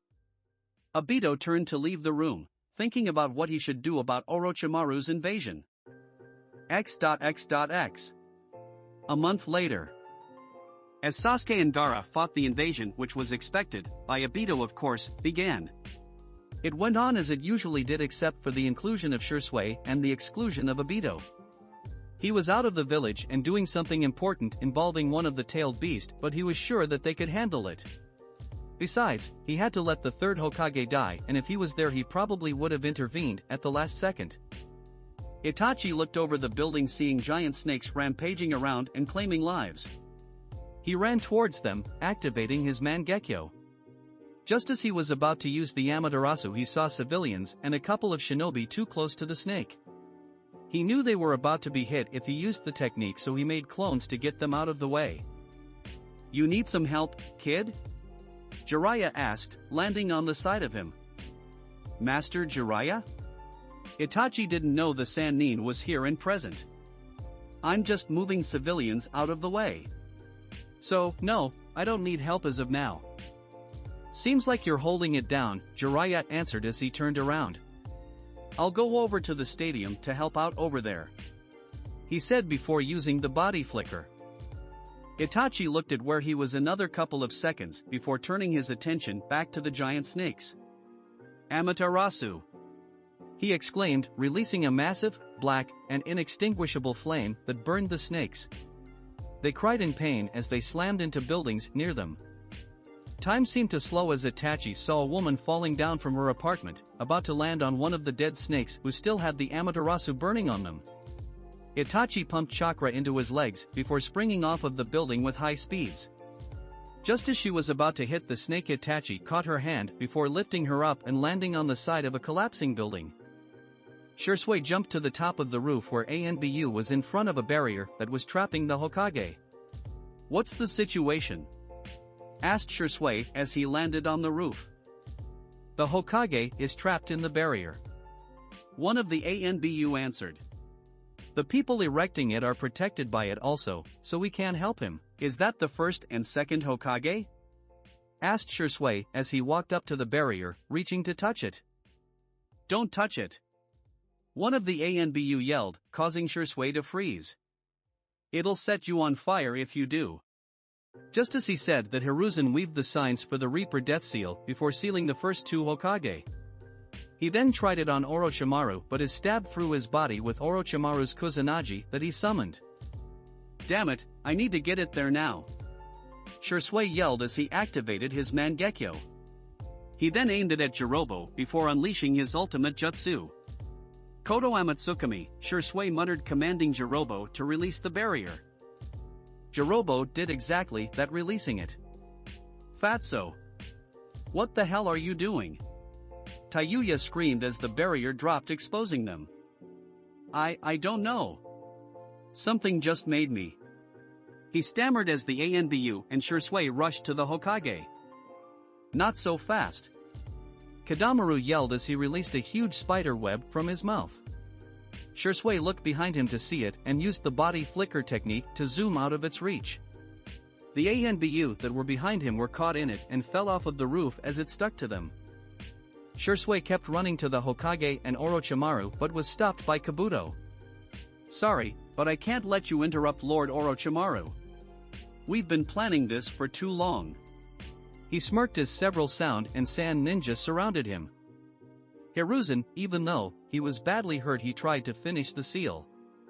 He knew that after about an hour with no progress he couldn't, and so he did the next best thing. He seals Orochimaru's arms, rendering them useless. "Curse you, Sarutobi-sensei!" Orochimaru yelled as he stumbled back, his arms falling useless to his side. The Hokage could only grin as he fell back, dead. Itachi was about to go where Sasuke was heading but was stopped by Baki with Ganma tailing him. "You won't be going anywhere," Baki stated, jumping down in front of Itachi as Ganma landed behind him. "I thought we were fighting," Ganma said as he walked up. "We were, but I no longer have an interest in you," he answered as he turned back to Itachi. "I've heard about you though. You're one of the largest bounties in the bingo book." "Ganma, I'll take it from here," Itachi said. "You should go help the genin that is up in the stands fighting." Ha! I'll trust your judgment, Ganma said as he turned around. Don't lose to him. I won't even struggle, Itachi answered stepping forward, as Ganma left. Baki unsheathes his sword before rushing Itachi. The Hokage is dead, Itachi heard from somewhere. His eyes widened as he turned to look at where the Hokage was fighting. He saw a number of changes.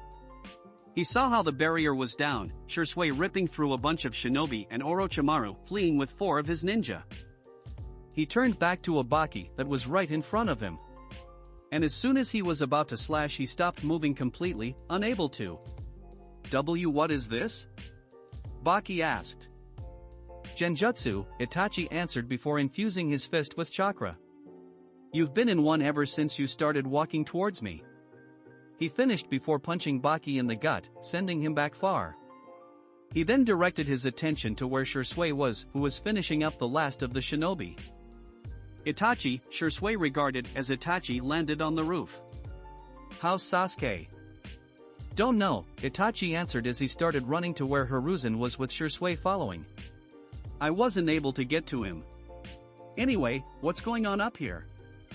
Orochimaru retreated and he left the third where he was, Shisui answered as he saw everyone in the group where Hiruzen was.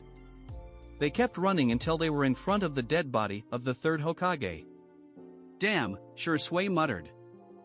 Days later, Obito had returned to the village to find exactly what he expected. The only good side was that there were a lot fewer casualties than last time and Heiei was still alive.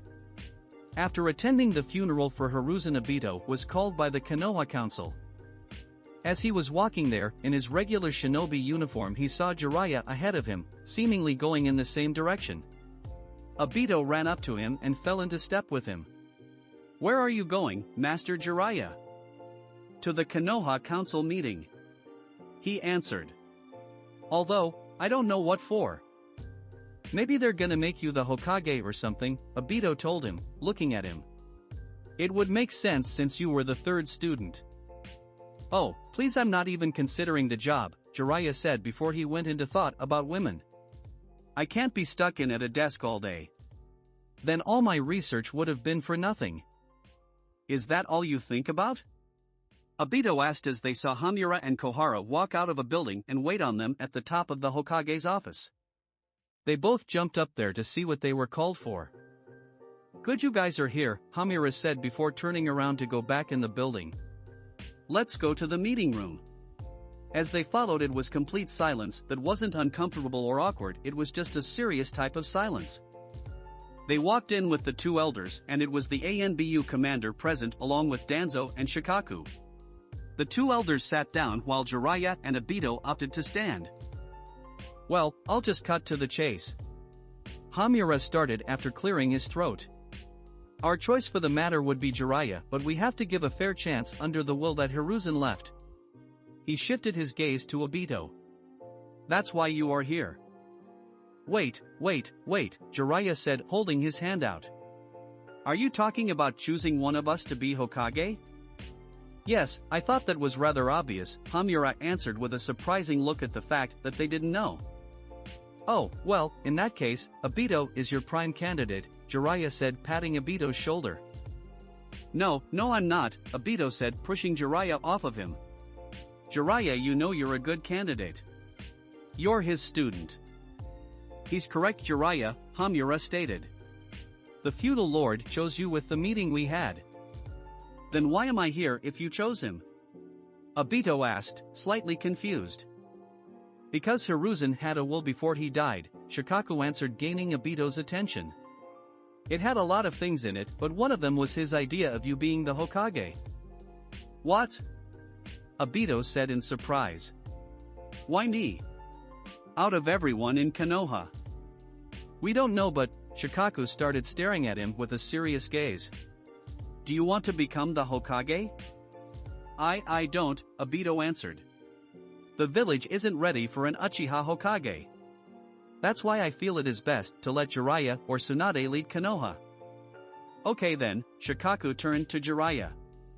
Jiraiya, do you want to become the Hokage? It would be fitting since you were the third student, Kohara stated. And on top of that, you are one of the legendary Sannin. Yeah, but I'm not responsible enough to lead the village, Jiraiya answered. Why not Tsunade like the brat said? Jiraiya suggested.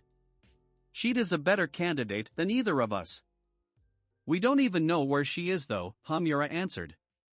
And you know of her reputation now. Having her as Hokage could tarnish our reputation. He continued before sighing. But since you two don't want to be Hokage, we'll have to deal with it. Jiraiya, will you be able to find her? I should be able to. He answered before turning around. I'll bring her back. He said as he and Obito walked out. As they walked through the streets, Obito started the conversation. Will you actually be able to find her? Of course, but before that, I must go do some of my research. He said with a perverted grin. I'll see you later. He said before using the body flicker to teleport away. Ha! Obito chuckled as he continued to walk down the roads of Konoha, going through the memories of his encounter with the hooded man who was briefly controlling Yagura. Chapter 26. A week before Hiruzen's death. Obito was running through the land of water, on his way to the hidden mist village. He had gotten some kind of distorted warning from the Three Tails. He wondered what could be going on, but he knew to go check it out considering that someone, like he did, could be controlling Yagura. He knew it wasn't far-fetched considering that Black Setsu was the one who suggested it to him. And so whoever was doing his biting now, he would most likely give him that same idea. As he was running on water, he looked up seeing the mist village. He smirked before teleporting to the top of the Mizuki's office. He then activated Kamui, going down through each floor until he felt the chakra of Yagura. He then ran the hall while suppressing his chakra levels. He ran to a closed door and used Kamui to peek his head through the door. Just enough so that he could see through it. He saw a hooded man in front of Yagura, looking over some papers. Obito came through the door before deactivating his Sharingan. He didn't want anyone to see his face, so he put a hooded cloak on himself. Are you controlling the Mizuki? The hooded man turned in surprise. Who are you? I could ask you the same thing, Obito said, rushing him. TCH, Yagura, attack. The hooded man commanded as he started to run away. Yagura got up to do what he was ordered, but Obito activated Kamui, going through him and continuing his run at the hooded man. The man jumped out of the window, landing on the side of the largest castle before running up it. Obito followed with a Yagura, following close behind him. Water style, raging waves. Yagura said, releasing a powerful jet of water from behind Obito. Obito used Kamui again, making the attack go through him and hit the man. The hit made him start to fall down towards Obito, who started preparing a Rasengan in his hand. The man performed the Ram hand seal, causing Yagura to go straight to version 2. Yagura then made a giant chakra arm and swung it at Obito. Obito was hit, knocking him into a mountain. The man smirked before continuing to run up the castle. He then jumped up to a close mountain before stopping Yagura from following him. He then continued to run through the heavy fog but was kicked in the stomach, making him fly back. Did you think that would work? Obito taunted coming from the heavy fog. Don't think too lightly of me. It'll get you killed. I'm sorry to inform you, but, the man started as he slowly stood up. You're completely surrounded. He finished as the thick fog cleared up, revealing Yagura, 6 paths of pain, and Konan. Now, who are you? Obito didn't answer as he instead activated his Mangekyo. He got into a stance, not saying a word, as he would pay attention to his surroundings. He didn't know this hooded man's abilities, but he knew all of the others. He would use that to his advantage. You will die for messing with our plans. The Deva Path said in a serious manner. Those two right there are the ones who helped defeat Yagura. The Three Tails told Obito internally. Thanks for the info, but I'll need to concentrate on this battle. Obito responded in a small mutter. We'll talk another time, he said before releasing smoke bombs out of his hands. It released smoke everywhere in the area. He jumped high in the air, enough to be able to react to anything thrown at him. A bunch of paper shuriken was sent up at Obito, who deflected each one. Conan flew up to where he was and used some paper that she created from her hand to throw at Obito. He was about to deflect them, but they didn't hit him and instead surrounded him. He saw, with his Sharingan, that the paper had explosive tags on them. He used Kamui to try and suck them into his dimension. As he did, a giant chakra hand shot at him. He knew that he couldn't phase through the attack, so he used his left eye to teleport it away as he finished teleporting the explosion paper away. He then started to descend to the ground and he saw how the earth was now full of spikes. He was still airborne when they were shot at him at a surprising amount of speed. He uses Kamui once more, going intangible, to survive the attack. He then landed on the ground softly before he was pulled by gravity by the Deva path. As he was being pulled, he used his long-range Kamui to try and take out one of the paths, but couldn't maintain eye contact long enough. The Preta path tried to grab him as he got close to him, but Obito used Kamui to slip through him. He then jumped in the air to avoid the other paths of pain before coming face to face with a bunch of paper bombs. Earth style, rock shelter. He said, hitting the ground with one hand as a formation of rock surrounded Obito. The paper bombs went off, but the wall held. Obito felt immense chakra buildup, which was a tailed beast bomb that Yagura was charging up. He shot the bomb as Obito teleported out of the jutsu. The explosion was massive and could easily be seen by anyone in the hidden mist. I need to stand my ground and assess the situation at hand, Obito said before activating his Susanoo into its skeletal state before adding skin to it. That stopped everyone there as they looked at it in surprise. He has the Mangekyo? The man thought in anguish. That's probably how he was able to dodge and react to all of our attacks. Now I won't be getting rushed by one of the paths of pains and I can assess the situation, Obito muttered before preparing to go on the offensive. His Susanoo manifested 4 curved daggers that were into the 4 hands on his Susanoo. A bunch of paper bombs surrounded him all of a sudden, exploding before he could do anything. His Susanoo, however, protected him but caused a smokescreen. The man used this as his chance to make another tailed beast bomb. This was seen by Obito and he used his left eye to get rid of that. He turned around seeing multiple summons rushing him. He put the summons in Genjutsu, paralyzing him. Fire style, bomb blast devastation, he exclaimed, using both of his eyes combined with fire style to make a better version of his original jutsu. The Preta path absorbed the jutsu, but he couldn't try to kill it as even more paper bombs exploded around him. Damn it, I won't win like this, Obito thought as smoke clouded his vision. I could just leave my Susanoo, but I'll just be rushed again like before. But if I stay it, then that man with the Susanoo, that man won't come close and he'll stay in the shadows while controlling Yagura. I wouldn't get hit if I use Kamui, but that means I won't be able to hurt anyone also. What should I do? His eyes widened as he got an idea. He knew that the man had to be close enough to be able to control Yagura to the extent of him going into version 2. Wood style, deep forest emergence, he exclaimed, turning the entire area into a large forest. He used the trees as a way to sense the area around him until he found the man. He turned to see all of the pains in one spot with Conan and to his surprise Yagura charging a tailed beast bomb.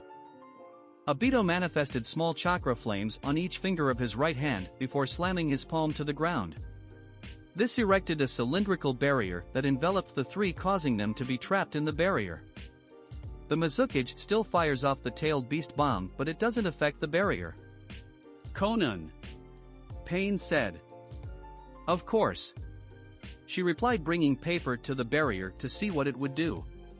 It caught on fire on contact with the barrier. It seems we're trapped in here, Pain stated as he looked at the back of Obito. Though, it looks like we aren't his target. Obito rushes the man as he turned, running down the mountain. Obito focuses his left eye on the man, creating a spiral in the middle of where he was. As he was drawing him into it, the spikes that the man shot earlier came down on were falling on him at an alarming speed. Just as they were about to stab him, he activated his Susanoo into its skeletal form, saving him. But the spikes gained his attention, letting the man get a chance to run away. The man had already jumped off the mountain, but Obito saw him still in midair, descending down the mountain and nearing the village. Obito used his left eye to eject dozens of kunai at the man. He then used his right to teleport in front of him before again ejecting even more kunai from his left eye. The man activated his own Susanoo, protecting himself from the kunai as the two fell on the side of the mountain. Why you have a Mangekyo? Obito's face turned from surprise to realization and finally anger. Are you the one who attacked the hidden leaf with the Kyubi?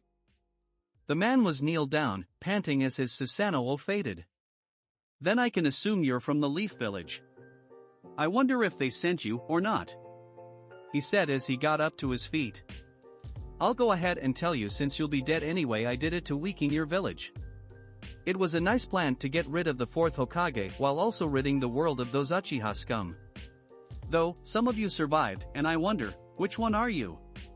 Is it Itachi maybe, or how about Shursui? It could also be Obito. Obito stayed silent, cursing himself internally for letting his emotion get the best of him. It seemed he'd have to watch his mouth and choose his words carefully. Well, no matter. I'll kill the rest of you to cleanse the Uchiha name, the man said before the ground under Obito rose in the sky.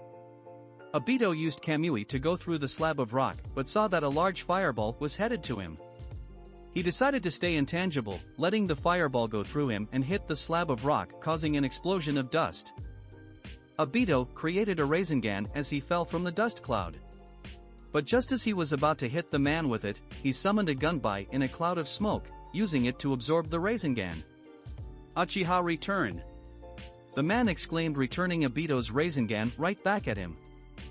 That Obito flew back from the impact, but it turned out that it was a shadow clone and the real Obito was behind him with another Rasengan in hand. The man dodged easily as his Mangekyo had read the attack and telling him that this was Obito's plan. But as Obito flew past him, it faded away into an Obito who was right in front of him with a Rasengan. Genjutsu! The man realized internally as he tried to brace himself for the impact of the attack. Rasengan! Obito exclaimed, pushing the attack into his abdomen, causing the man to be sent back into the Mizukage's office with a hole in his stomach. Obito jumped off the mountain, coming to a halt as he smashed through the window of the Mizukage's office. He grabbed the man before using his Kamui to suck him in his dimension. I'll interrogate him after I run Pain and Conan off. I shouldn't have to worry about Yagura since whoever that is control should have worn off. So he should be knocked out. He teleported where his red, flaming barrier was before he released it. Are you two planning on attacking me? No. Pain answered as one of his other paths summoned a giant, drill-beaked bird. You aren't a target, yet. He stated before he got onto the birds where the other Pains were before flying off with Conan following him. Obito turned his attention to Yagura, who was on the ground unconscious. Obito teleported him and himself to the office and left Yagura in a chair before teleporting to his dimension, ready to interrogate whoever was there. As he entered, he saw the man laying on the ground holding his stomach as the blood seeping through his fingers. I thought you were going to kill me, Obito said to make him react, but he received no sign of life from the man. Obito got closer and pulled back the man's hood, revealing a mist ninja. That was when steam emitted from the ninja's body before exploding in large proportion. Obito was able to react rather easily since he has 6 paths chakra and was able to make a strong wall of earth appear in front of him. Damn it, a decoy. Or was he using this to fight on his behalf the entire time? Just who was this guy? Chapter 27. Sasuke looked up from his thoughts to see Naruto still practicing some jutsu. In all honesty, Sasuke wasn't really paying attention to Naruto or Jiraiya. He only went with them to have some alone time without his family getting on his case the entire day. It was also a relief to get away from Sakura as well. We all know how she is. He sighed getting up from the tree he was sitting on before jumping down and making his way to Naruto. Hey Naruto. Let's go back to the apartment. No. Not until I've finished the first step. Naruto gritted out before the water balloon stopped moving. Naruto gritted his teeth in anger. Damn it, Sasuke, go back over there. You're ruining my concentration. Why are you so fixated on trying? Sasuke asked coolly.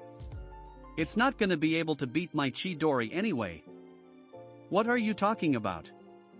Naruto yelled, dropping the water balloon, making it splash water out onto the rocky ground. My Rasengan is 10 times better than yours. You can't even form it though. Sasuke smirked, crossing his arms. It was always fun messing with Naruto. And besides, you're never gonna get it learning from that old perv. You learned the Chidori from a perv too. Naruto yelled. If you didn't know, Kakashi-sensei's books aren't kid-friendly. 4. So you've read them? Sasuke smirkingly asked with a cocked eyebrow. Naruto's eyes widened before he lunged at Sasuke. Sasuke! He yelled before balling up his fist. But that stopped him as he yelled out from the pain on his hand. Let me see it. Sasuke said before he took Naruto's wrist to look at it. After he took his look, he went into his ninja pouch and got out his bandages. He then started wrapping it, and when he was done, Naruto was staring at him dumbfounded. Sasuke, you dash. Don't mention it. Sasuke cut in before he turned around. Besides, now I don't owe you anymore for that Gaara fight. He then started his walk to the apartment before stopping. Come to the apartment since you popped your balloon. That made Naruto look down to see water beside his feet with the shredded balloon. No. Damn it, now I'll have to wait till tomorrow. Why didn't Pervy Sage give me extras? Stop whining and come on. Sasuke called out as he continued his walk. Naruto sighed before falling into step with him. X.X.X. Konoha. State your business. Kurenai yelled at two men who had straw hats covering their face and a long, black cloak with red clouds on it. Asuma joined her from the side, eyes keen on the two. One of them chuckled before stepping forward.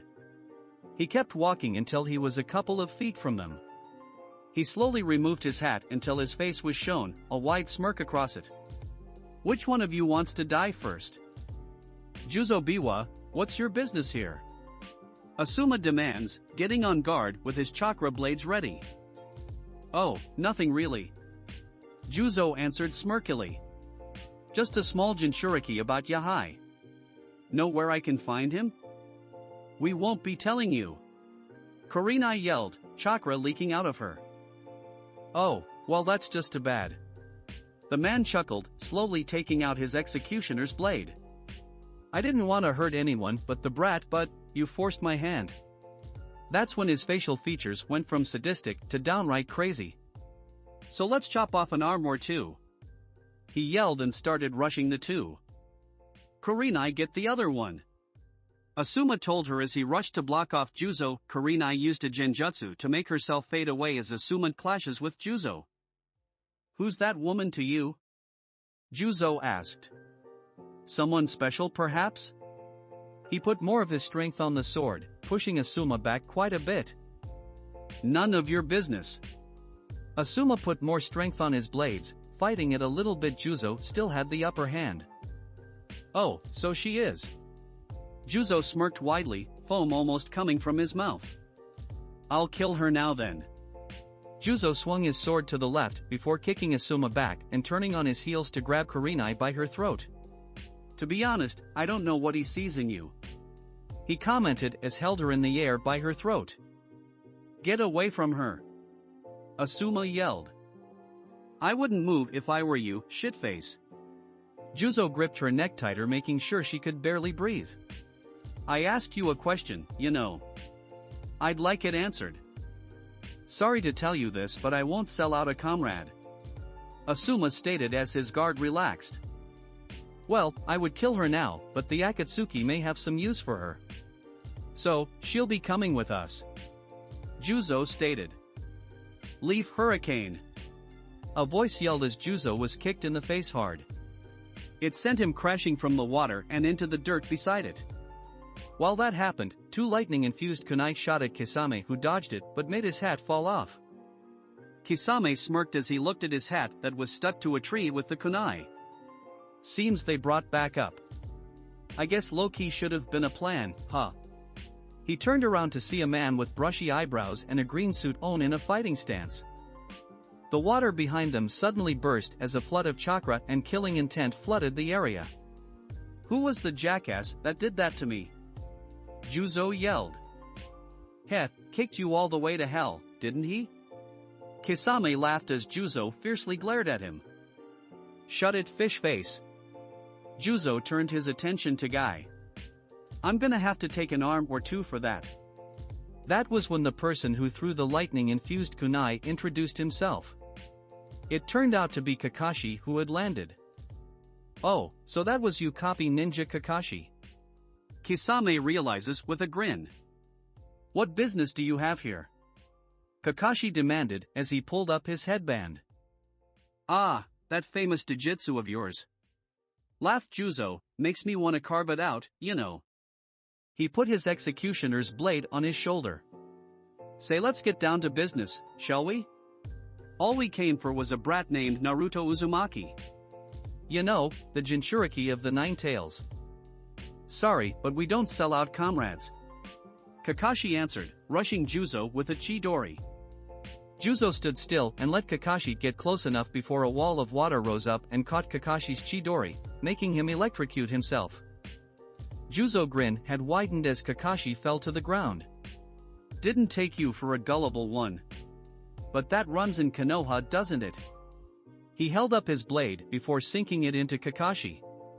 But it turned out to be a lightning clone which discharged lightning as it dispersed, causing Juzo to be electrocuted.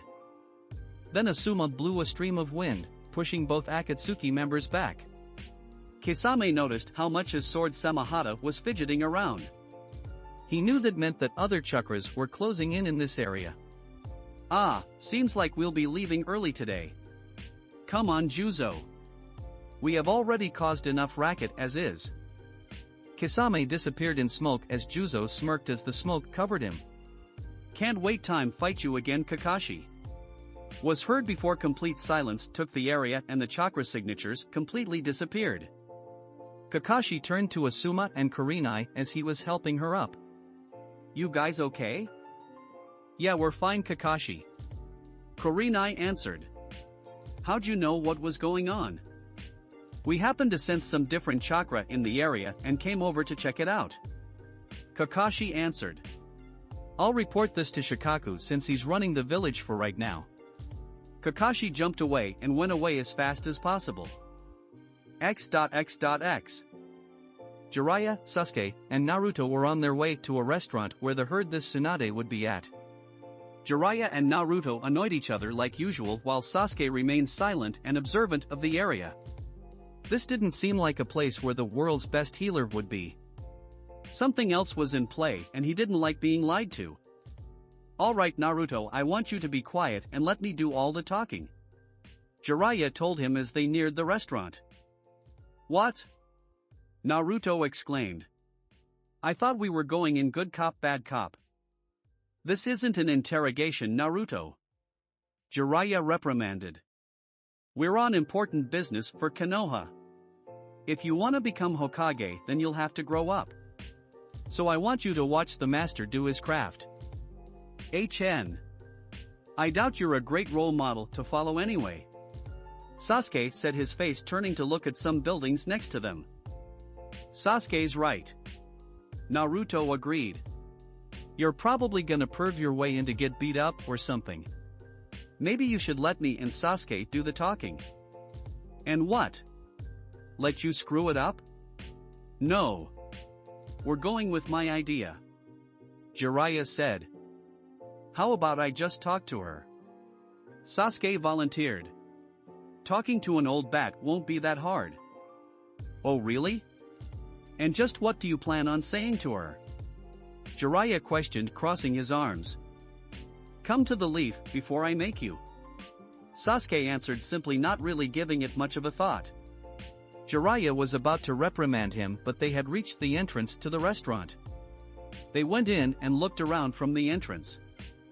I don't see an old bag anywhere. Naruto's naturally loud voice basically yelled out as he looked over to Jiraiya. Shoo, kid. You can't say that out loud. Jiraiya turned his head to a table near the middle. No, look over there. You see that woman? The one with the blonde hair. Can we just focus on looking for the old hag? Sasuke asked, rolling his eyes. We don't need to go around looking for you as you perv over women. No, you idiot, that's my teammate right there. Jiraiya told him. Naruto scratched his head in confusion. But you said she was your age. She doesn't look ancient to me. A large tick mark formed over Jiraiya's head. Just come on before she leaves. They headed over to the table as Tsunade looked over at their direction. Jiraiya? Tsunade yelled, standing up from the bar. Yo! Tsunade, what's up?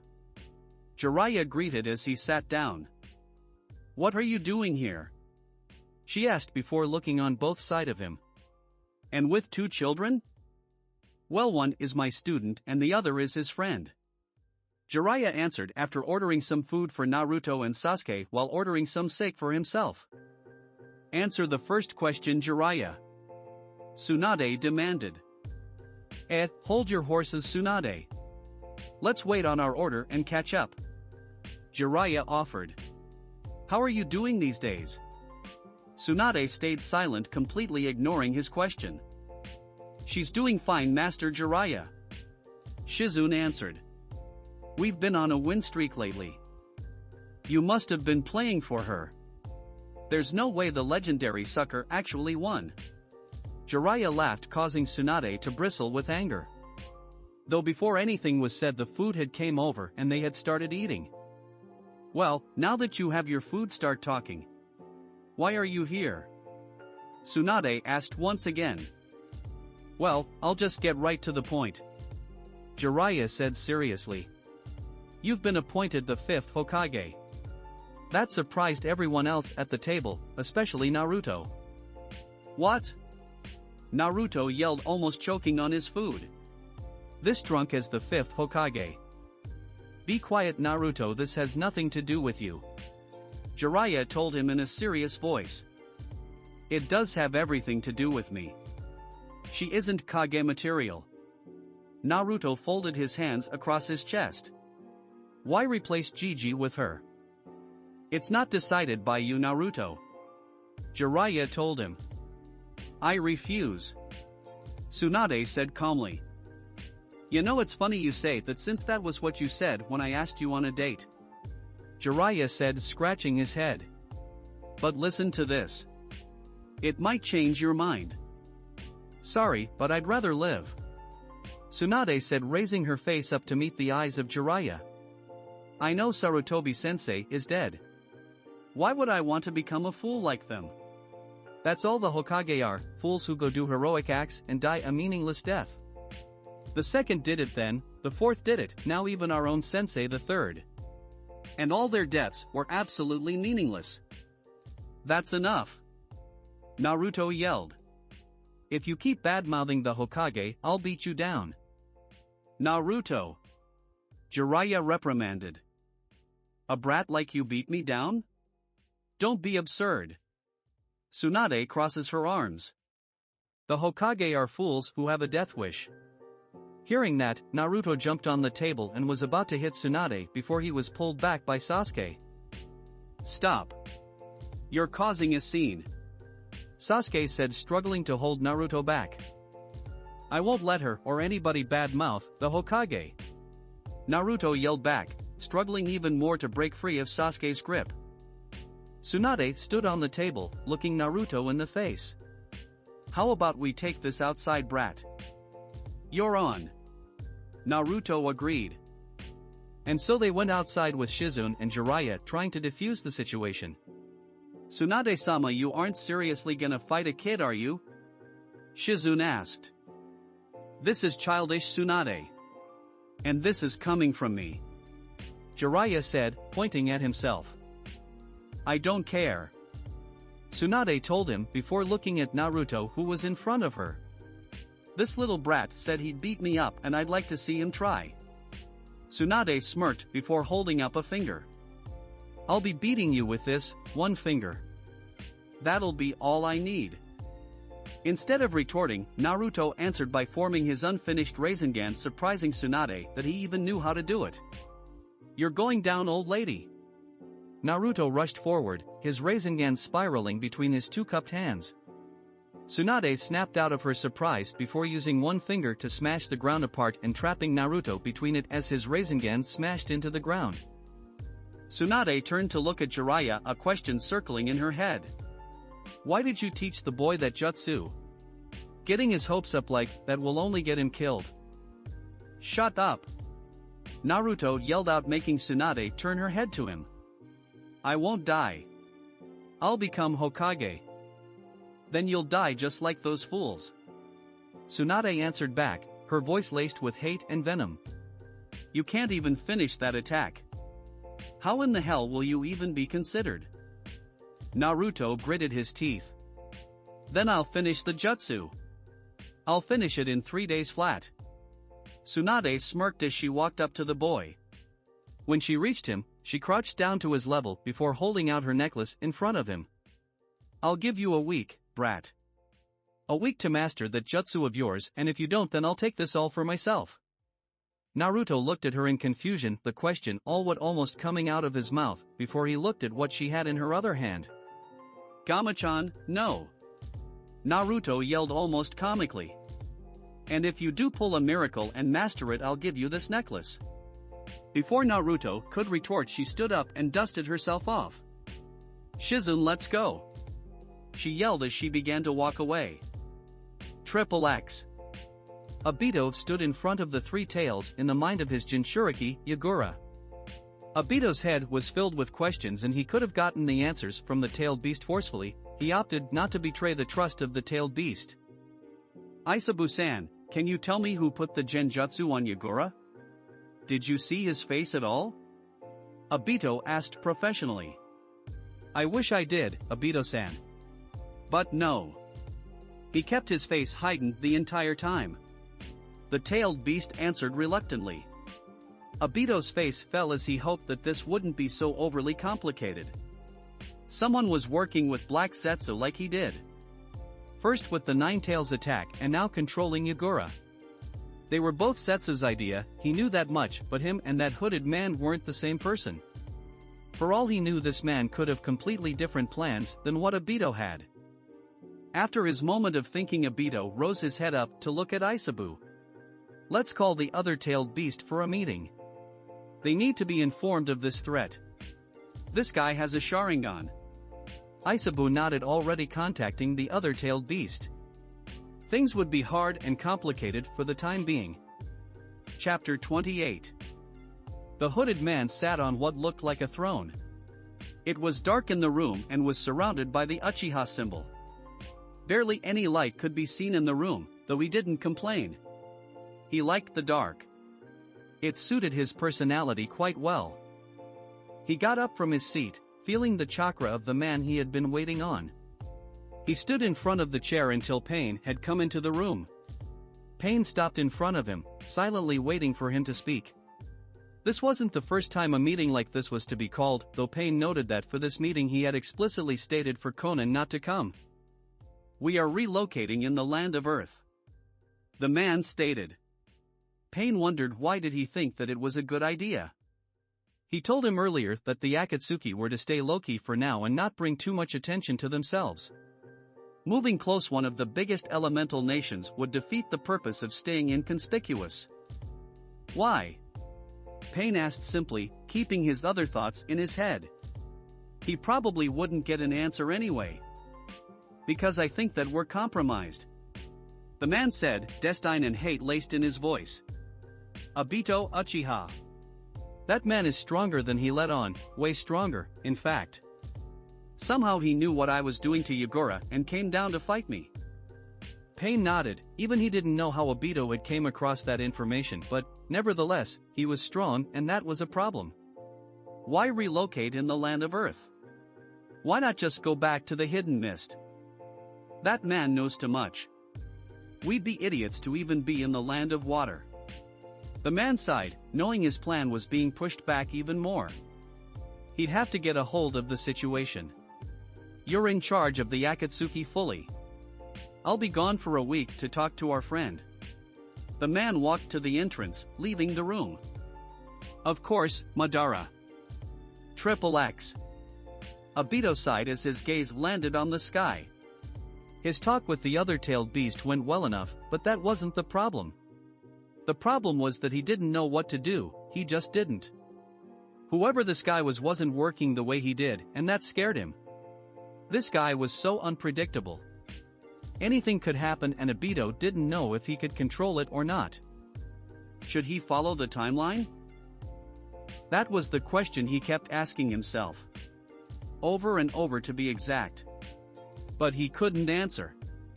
If he did follow the timeline, then so many things could happen. Unexpected death, a village could get destroyed, one of the villages might not cooperate, and so much more. If he didn't, then all of those same things could happen.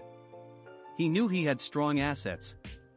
Itachi, Shisui, the tailed beast, and even the Sage of Six Paths himself was on Obito's side. He could have Shisui just cast Koto Amatsukami on everyone, but what would always remain would be Black Setsu. He had to take the tree by its roots. Though, the question was how. How would he do that? Black Setsu was the type to never be seen unless he wanted to be. He didn't know how close Black Setsu stuck to this new Madara, or if even at all. He didn't seem anywhere around when Obito was fighting. He sighed, he was starting to get a headache. He won't get anywhere filling himself up with what-ifs. He had to let the timeline continue as normal. It was the safest and the least risky, even though it had the same cons. He hoped Naruto and his generation would be stronger than they were last time. Because something tells him that the next 3 years won't be a walk in the park. Triple X. Rasengan. Naruto yelled as he slammed the attack into a tree, blowing it up. An explosion of the tree bark could be heard miles away as smoke from the attack filled the air. When the smoke cleared the ground, Naruto panted heavily as he barely stood up on his feet. It had been more than 100 times doing this routine, but he had to prove that no one had the right to look down on his dream. That he would become Hokage no matter what. He fell to the ground, landing on his back as he still panted. He couldn't stand anymore. His feet were killing him. Damn it! I don't have it down yet. It's almost time. He yelled, willing himself to get up. He clenched his hand but opened it immediately as pain shot through it. He clicked his tongue in annoyance, wishing the pain would go away. He didn't have time for pain. He had to prove himself. He ignored the pain in his hand like he'd been doing for hours now. His hands were together before he started to form the Rasengan. His chakras swirled together to form it, almost looking like a galaxy in the palm of his hand until a Rasengan was ready. And with a look of determination he dashed for a tree, and soon an even louder explosion than the last could be heard for a while. Meanwhile, Sasuke was in their rented hotel on his own. He was reading a book to pass the time, but that was getting a little boring if he were being honest. He closed the book before setting it down and stretching out his body. Maybe he would go and train too. He just needed something to kill the time. He began to get up before he heard someone knock on the door. His eyebrow quirked up in curiosity. They had 3 keys made, so any of them could get in at any time. Naruto probably would blow up his key. Or that old man got himself pickpocketed since he always comes back drunk and out of money. He sighed, heading to door 2, expecting either of those 2 behind it, but what he got instead were 2 suspicious-looking people with a straw hat on and in black robe with red clouds on it. Who the hell are these guys? Sasuke questioned himself internally. Are you Sasuke Uchiha? The shorter one of the men asked. Sasuke then noticed the sword on his back. His eyes widened in shock and disbelief. Who are you? He demanded, getting into a defensive stance. The taller one chuckled as the shorter one stepped forward, stepping into the apartment. That's rude. Didn't your mother teach you to never answer a question with a question? The man said with a malicious grin as his hand slowly reached for his sword. Are you Sasuke Uchiha? he asked slowly, his hand finally gripping his sword's handle. Sasuke remained silent as he discreetly reached for his ninja pouch. Damn it! I don't have anything on me, Sasuke said internally after feeling nothing. I must have left it on the counter. That's enough of this. Let's just take a leg or two, that might get him to talk. The bigger one of them suggested as he too stepped inside the apartment as Sasuke took a step back. Sasuke took a chance as he darted away from them to get to his ninja pouch. He reached it and scrambled through it trying to find three things. Ah ha ha ha ha. Don't try to run. I'm just taking a leg or two, nothing too out of the ordinary.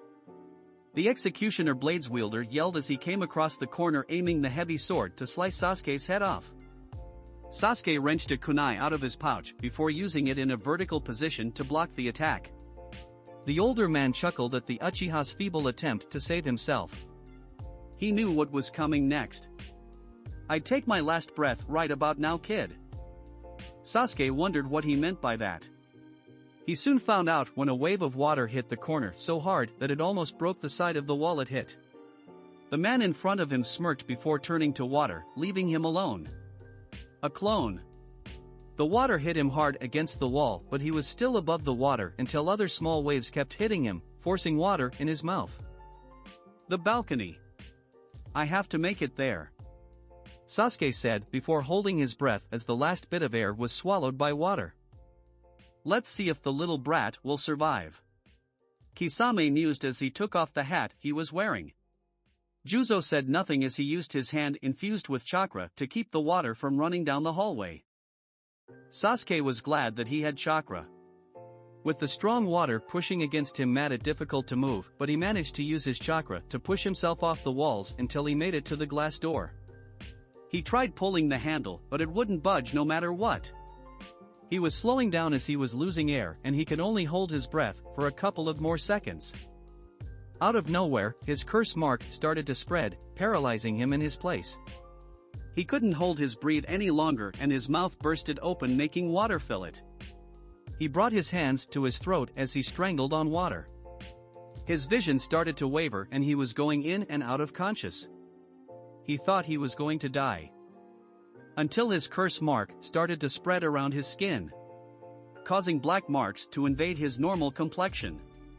The seals kept evolving around him until it bursted with chakra all of a sudden, blowing up the room and breaking out of with the rushing water. As the water died down, Sasuke's curse mark was almost done receding when Kisame and Juzo landed in front of him. Sasuke violently coughed up water as the toe walked up to him, his lungs moving at a fast-paced rhythm, letting the desired air in. Juzo, who was in front of his partner Kisame, walked up to him before bending down and grabbed the back of his hair and lifted him up to meet his face. So you are Sasuke Uchiha. I see the little symbol you have on your back. He smirked in Sasuke's face, his voice growing deep and commanding. Now, where is Naruto Uzumaki? Juzo, watch out, Kisame exclaimed as he sensed someone powerful sneaking up on his partner. What? Juzo questioned, turning around to face Kisame until something caught his eye, something white and spiky. He jumped back as the attack hit the ground where he was moments ago, causing dust to be pushed up in the air. The dust cleared as Jiraiya of the Sannin stood there with what appeared to be a mark left from being slapped in the face. Seems your plan to keep him away failed, Kisame. We should have just ambushed him like I said, the expert blade wielder said, landing beside his partner, giving him an "I told you so" look. He's a Sannin, Juzo. You shouldn't take him as lightly as you do, Kisame reprimanded with his usual smirk, his attention turned on the dust-covered Sannin in front of him. Juzo growled lowly as he turned away from his partner, muttering something about not telling him what to do. His attention too turned to Jiraiya as his form appeared from the smoke. He wasn't one to turn his attention away from a strong opponent. He learned from that mistake. Sasuke started another coughing fit before he made his way to his knees, not able to get to his feet yet. Stay down, Sasuke. Let me handle them. Summoning Jutsu. A sudden increase in chakra behind alerted Jiraiya before he turned around only to be met by smoke as it whooshed through the air. When it cleared, buildings in the area were leveled. Shards of glass and wood were scattered everywhere while other buildings were completely demolished. And the cause of it? Orochimaru. Jiraiya gawked at the destruction his former teammate had caused. Not since the Second Shinobi World War has he seen such devastation at a time. Even the Akatsuki members were shocked at the new development, though didn't care as much as Jiraiya did. Juzo loved that Orochimaru was here, though. This would be way more fun than fighting a brat who couldn't even control the. An eternity seemed to pass before Jiraiya's face morphed from shock to anger. Orochimaru! He yelled with venom dripping from his voice. Orochimaru's snake-like smirk was ever present, the latter clearly not caring for the lives that he took summoning his snake. Kukuku, he chuckled, his hand curved in front of his mouth, holding in a laugh. This situation amused him to no end. Hello Jiraiya. How have you been? Jiraiya hand clenched tightly, knowing he was in a dire situation and would have to fight his way out of it. Raspy coughs drew his attention as the young Uchiha has finally made it to his feet. Wiping his cheek, Sasuke activated his clan's bloodline, his eyes turning from deep black to a crimson red, two-tomo circling his pupils. You won't sneak up on me again. His eyes were filled with controlled anger, ready for a fight. Stand down, Sasuke. Let me handle this. Jiraiya bellowed as he put his arm in front of the Uchiha, cutting him off. Sasuke bared down his Sharingan on the two Akatsuki members as their forms slowly seeped from the smoke. Juzo's wild grin was on full display, his form seeping killing intent. He loved fights and this had his blood pumping more than he thought it would get. Fuck fighting the Kyuubi brat. This is exactly what I need. While partner was salivating with bloodlust, Kisame was much more cool-headed. He thought that the development was interesting and he wanted to fight to test his abilities, not to mention that his sword Samahata was fidgeting like crazy, itching for chakra. The development was perfect for the Akatsuki to exploit. They get the Kyuubi, get rid of a future troublesome Uchiha, take a Sannin off the map, and killing an old member, Orochimaru. To him this seemed like a win in all aspects with no losses. Sasuke. Jiraiya bellowed, his eyes never leaving Orochimaru and his senses on high alert if the two Akatsuki members behind him attempted to make a move. You need to back down and find somewhere to hide. This isn't a battle that you can win. He knew that he would have a hard time against these odds. How would Sasuke even compete? That one with Zabuza's blade. I can hold him off until you defeat the other two. Sasuke said to Jiraiya, but never taking his determined eyes off of his self-chosen opponent. He uses the same blade as Zabuza though, with better efficiency. He'll be the only one I could hold off with the power of my Sharingan since I know a little about his style of fighting. The number one rookie deducted with a calculating stare. He got all of that from his team's encounter with Zabuza. The kid really is a prodigy. Jiraiya thought, marveling at the brilliant deduction the Uchiha was able to make. That wasn't something normal genin could do. Jiraiya wasn't going to argue with that logic. He knew he would beat all three of them on his own, not without a certain power. You think you're so fucking smart. I'm gonna shove that confidence down your throat. Along with this sword. Juzo gritted out as he gripped the handle on his sheath, special sword. That action causing Sasuke to go into an action-ready stance. And don't call it that snake sword. The man was no leaking killer intent that would have made Sasuke fall to his feet. Though it would have been that way if he hadn't met Orochimaru's killing intent beforehand. A tense silence grew over the area. No one spoke. No one moved. And then, in an instant all of the elite fighters moved at their opponents. Time seemed to slow as Juzo appeared within range of Sasuke while Jiraiya leaped up to Orochimaru's position up top of his snake with Kisame hot on his tail. Sasuke leaped back from a swing of the giant sword, though he wasn't fast enough to evade it fully, it leaving a small mark on his cheek. Though it was better than getting his head chopped off. He skidded to a halt before jumping over the sword wielder and to a building to keep away from the other fight going on behind them. He didn't want to get caught up in an attack that he would be unlikely to survive from. As soon as he landed on his intended location, his senses blared telling him to move. He looked behind him as quickly as he could but only managed to get a glance from the corner of his eye. Which was all he needed. Sasuke skillfully ducked under the enormous swipe, a small part of his black hair being removed. "You're quick, brat, but I'm not even try." His sentence was stopped when he was suddenly launched in the air with a powerful kick under his jaw. Using Shadow of the Dancing Leaf, Sasuke mimicked his opponent's aerial movement, flying through the air behind him. "It's over. You're finished," Sasuke exclaimed as he used his hand to push the Akatsuki member slightly and aimed a kick to his side. Juzo easily blocked it and grabbed a hold to it, shocking Sasuke.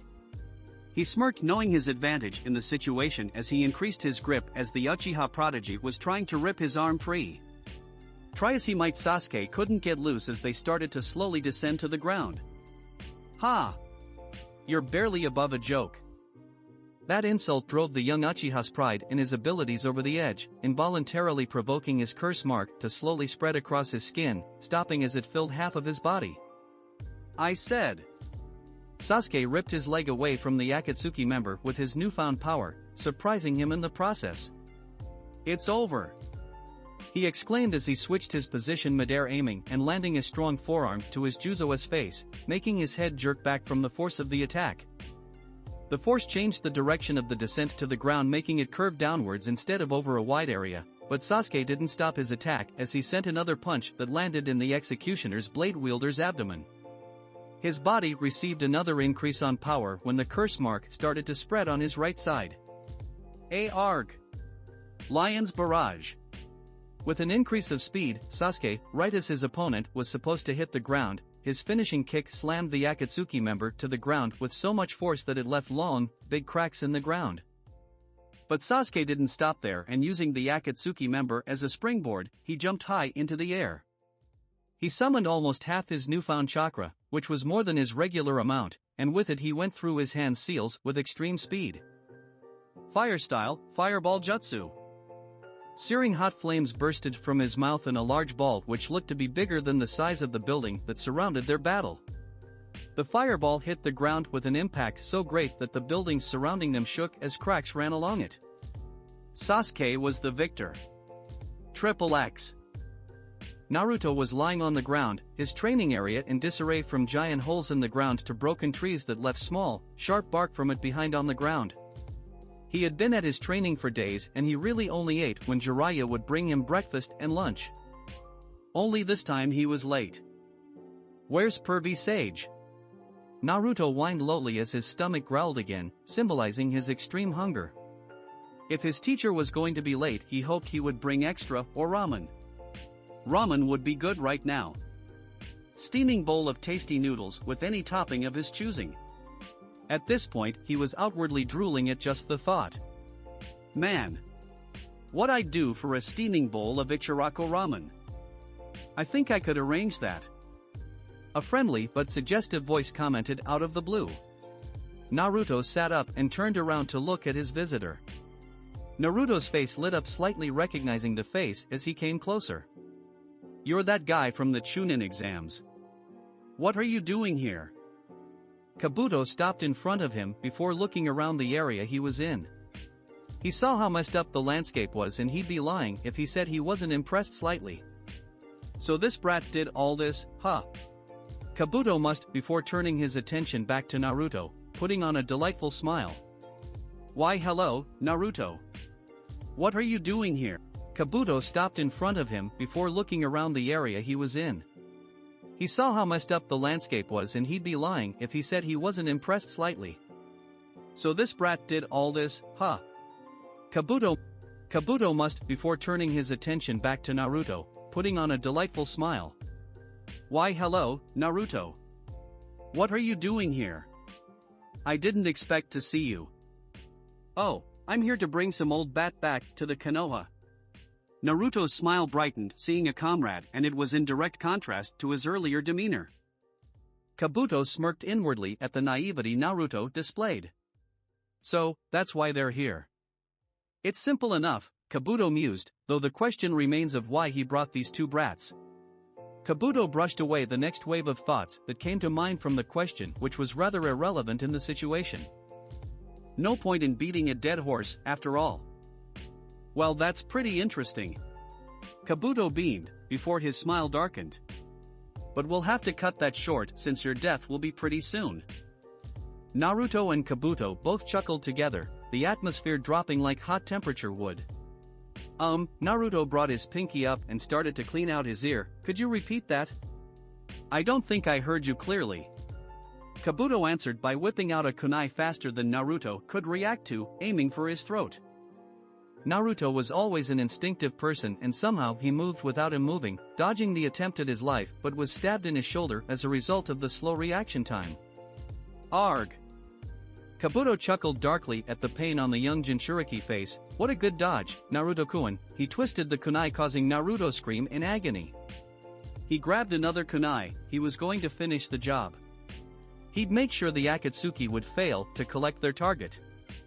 Just as Kabuto was about to finish Naruto, a barrage of Senbon barreled towards him. Seeing the attack, Kabuto reacted quickly as he jumped away. I wonder who that was? Keep your hands off of Naruto. A woman with a long, bluish-black kimono with white trimmings demanded with a hardened gaze as she held more Senbon in between her fingers. Oh, Kabuto said in recognition, you're Tsunade's charge, are you not? I vaguely remember her calling you. He pauses mid-sentence, pretending to be in thought. Shizun, was it? You're with Orochimaru, Shizun hissed with hatred. I knew you were up to trouble this entire time. Shizun turned her eyes away from Kabuto as she heard Naruto move around on the ground, trying to pry the kunai from his shoulder with a gritted effort. No, Naruto. Don't do that. But it hurts. The boy defiantly yelled back, tearfully.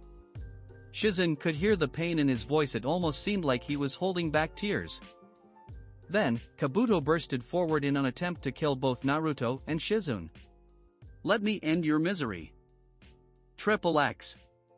Jiraiya landed on top of the random snake but rolled to the side as Kisame landed at his previous spot, missing his attack. They each stood, a bit of a standoff taking place as each of them looked at each other. Kukuku, Orochimaru chuckled as his arms dangled loosely on his side. I'd say this is quite interesting. It's not every day a snake gets to kill a toad and a shark. This won't go your way, Orochimaru. Jiraiya assured him as he got into his battle stance. Kisame said nothing, but he did grin in anticipation. This battle would be one he'd remember. Kisame suddenly leaped into the air, going through various hand signs. Jiraiya looked up, seeing the legendary sword wielder's action, tending at the signs he was going through. He recognized it as a water-based jutsu with the signs alone, but before he could do anything about it, Orochimaru kicked him in the stomach. The attack flung him through the air. Jiraiya grunted as he forced his body into a backflip in midair so he could land back on the snake feet first to stop his fall. He's almost done with his hand signs. I've got to prepare my jutsu quickly. Completing his motion, Jiraiya had begun to gather toad oil in his mouth. Get off my snake! Orochimaru yelled as he flanked Jiraiya. Surprise etched on the toad sage's face, but he steadied himself and ducked under a roundhouse before kicking Orochimaru in the back, throwing him of the snake. Water style, water bomb jutsu. Jiraiya turned his attention back to the sky only to see an enormous amount of water heading his way. Though surprised by the size of the technique, Jiraiya went through his practiced hand signs. Fire style, flame bombs. Flames erupted from Jiraiya's mouth as it would a flamethrower, successfully clashing with the water-style technique. Jiraiya started to sweat profusely. Both jutsu wouldn't give the other any edge, both pushing to overpower the other. Jiraiya sent more chakra to the attack before a hiss sounded and steam pushed out from the attack, both attacks canceling each other out. Kisame landed on the snake, pushing through the steam with his heavy chakra in the process. The Sanin's kunai flashed as he struck at him. He whipped out Samahata, deflecting each and every strike with practiced precision.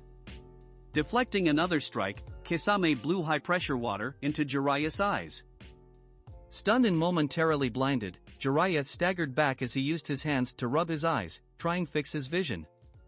Kisame lifted Samahata over his head. Now die, fool.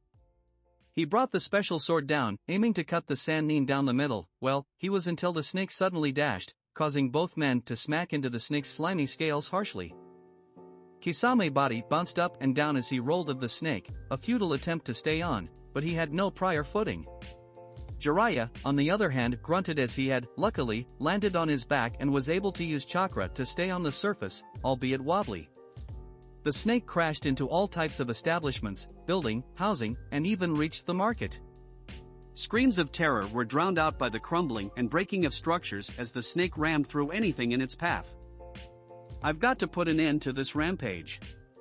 Jiraiya bit down on his finger before coating his hand in such blood. He then slammed his blood-covered palm onto the snake's head.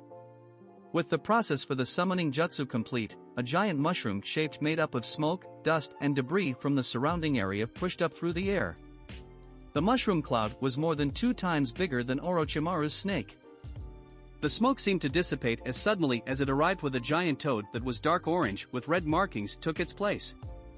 This toad's name was Gamabunta, and with a battle-hardened stare, looked around himself. Blood from the snake was underneath the giant toad as he, no doubt, crushed its head, effectively killing it. It was time for the toad sage to get serious. Triple X. Sasuke looked at his former opponent with still eyes as he laid motionless on the ground. That was when he felt a burst of chakra flood the area so fast that he felt like suffocating. Blinding smoke followed soon after, causing him to cover his face with his forearm. That battle is insane. Since his Sharingan was activated, he could see through the smoke. He saw the same giant toad that Naruto used to save him from Gaara. What was it doing here though? Did Naruto come to help when he found out about the fight? He decided to go directly to get his questions answered. There was no point in staying here. Going somewhere? A voice mused from the shadows. Sasuke stopped and spun to look behind him. He found nothing but smoke. I can see why you're labeled a prodigy in your little village. A blur zoomed past him, causing him to turn to it. But another blur, but behind him this time. His ear picked it up and he twisted before he heard a whoosh sound. He reacted instantly, calling upon a massive amount of chakra to his hand. The familiar whooshing sound became louder as the object got closer. His hand suddenly jolted with electricity, which sounded like 1,000 birds chirping at once. The object revealed itself to be the infamous executioner's blade, as it was right in front of the young Uchiha's face. Chidori! He exclaimed, slamming the attack into the blade, causing it to tear through it. The blade was split in half, with one side going off in the distance and the other caved into the ground at the Uchiha's feet. Remember, the Uchiha regarded his enemy. I've fought Zabuza, and he too threw his blade. I remembered the sound of it easily. You using that sword will be your downfall. I'm sure it will. Juzo mused from right behind him. Sasuke froze, hearing the voice so close to his ear, no doubt that the man was right behind him. Sasuke's shirt had started to feel wet and prickly. He glanced down at it, only to find himself impaled with a sword through his abdomen and red covering his blue shirt. Sasuke felt lightheaded, his curse seal receding as fast as it appeared, and he fell to the ground, promptly removing the sword from his abdomen. His opponent chuckled at the sight of the unconscious Uchiha. I should finish him off, but with the way he's progressing he might be a fun opponent down the line. Well, if he survives the poison, that is. He looked at his blood-soaked sword with a smirk at his accomplishment. I like that jutsu of yours. I'll be taking it. He licked the side of his sword, licking off a small amount of blood. He sighed in acceptance of the blood before moving away the Uchiha's body, not too gently. He grabbed the end of his sword before rubbing it with the Uchiha's blood. It started to regenerate, but it was completely done since it didn't have enough. Can't take any more of the brats. He'll die if I take any more. Guess I'll have to take it from the Sannin. He grinned widely before jumping over the rooftop to get to where his partner was battling, leaving a near-dead Sasuke by himself. Triple X. Shizune rolled the sleeves of her clothing over her forearm, revealing some sort of device. Her movement did not deter her enemy. In fact, It seemed it did quite the opposite as he approached them even faster. She released the sunban as he was right upon her. Kabuto didn't take the attack bluntly since he knew what could be on them. He whipped out a kunai and deflected each sunban that came his way. However, he caught the last one and saw some kind of substance on the end. He figured out what was on it quickly with a small sniff. Poison, huh? His eyes flickered back up to her. She gritted her teeth in agitation. Perhaps she should have been more subtle with her attack. Those were the only ones she had on her at the moment since she had rushed to Naruto's aid. She didn't have time to grab all of her equipment. As of now, she was woefully unprepared as she had no shuriken, kunai, paper bombs, or even just scrolls. The only thing she did have was a single smoke bomb. And she had to use that to her advantage. Kabuto smirked at her, flicking the sunban to the ground. How about you move out of my way? I'd hate to hurt you when we're trying to make a deal with your master. His face hardened. Get out of the way. We don't accept your deal.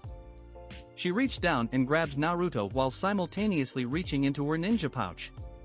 She whipped out the smoke bomb and threw it to the ground. When it cleared, she was gone. She's heading to Lord Orochimaru. He mused. This should get a bit interesting. He turned his attention back to the town the other fights were happening in. He went down on one knee and put his hand on the ground. Seems they're still fighting.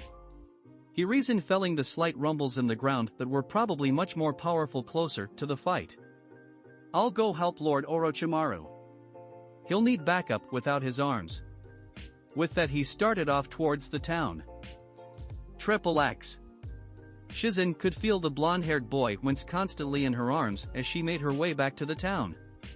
She had been giving him advice to calm down and just breathe, with also to apply pressure to it. She didn't know if it was serious or not since she hadn't had time to check. Though, she hoped for the best.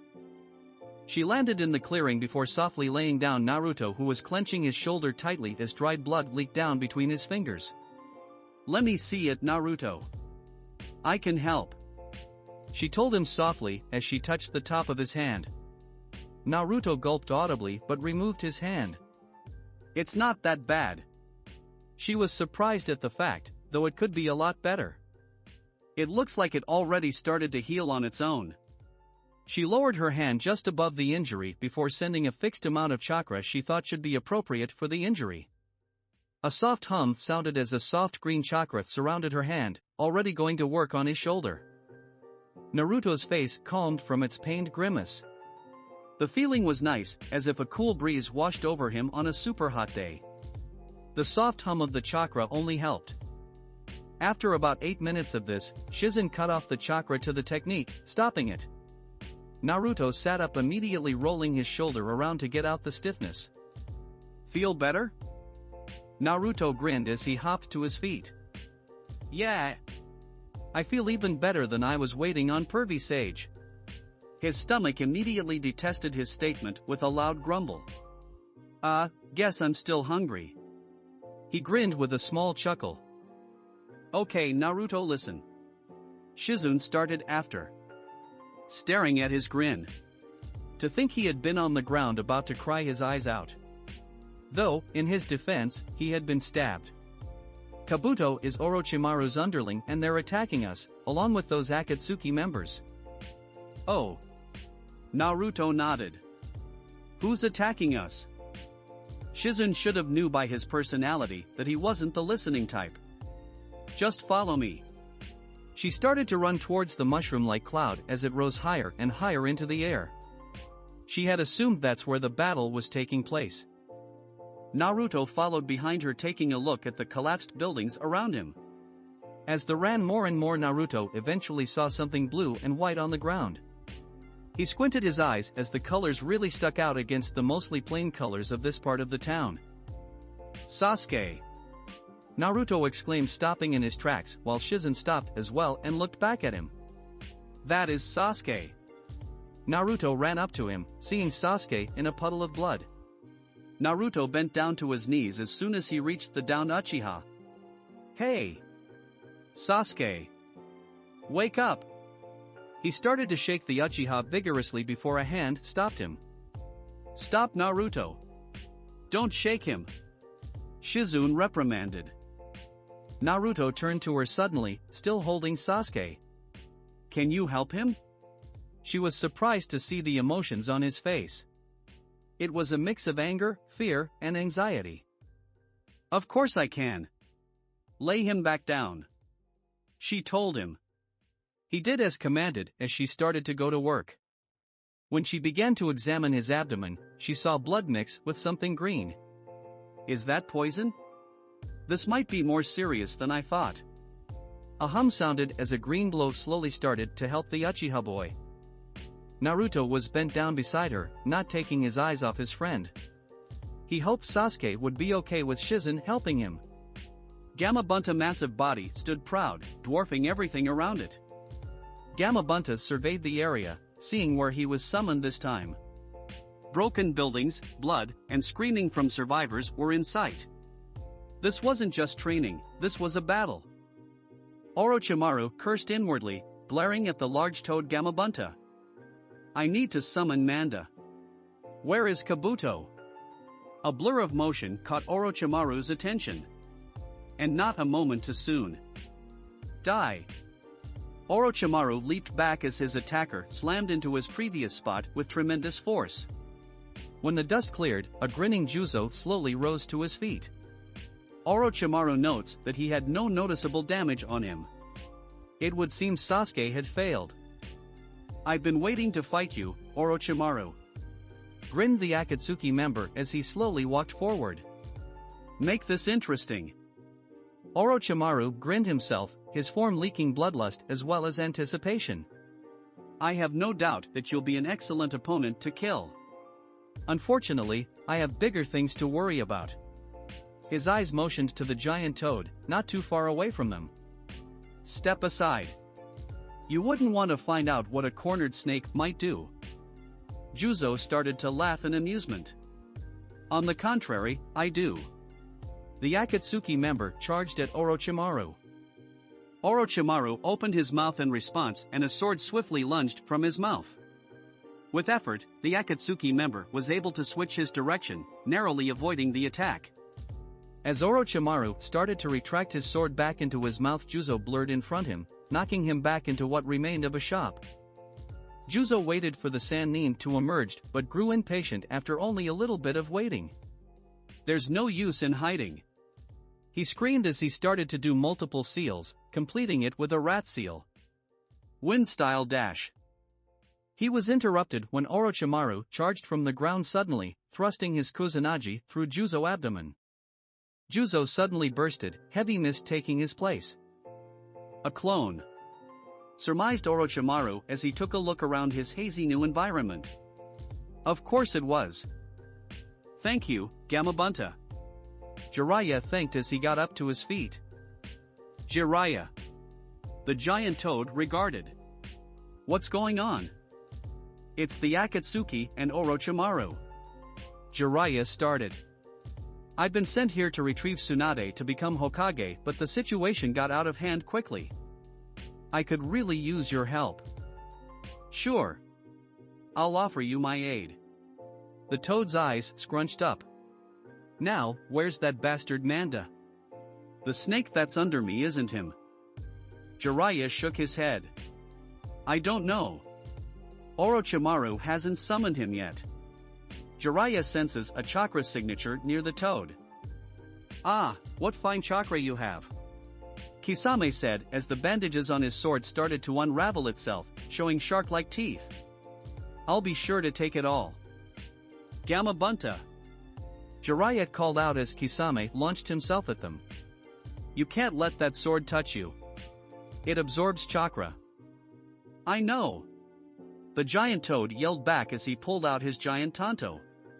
With a massive swing of the tanto, Kisame was forced back to the ground, skidding to a stop. The talented sword wielder started to build up chakra as he dodged another strike by the large toad. Water style, exploding water shock wave. A large amount of chakra-infused water exploded from his mouth, making its way to the giant toad.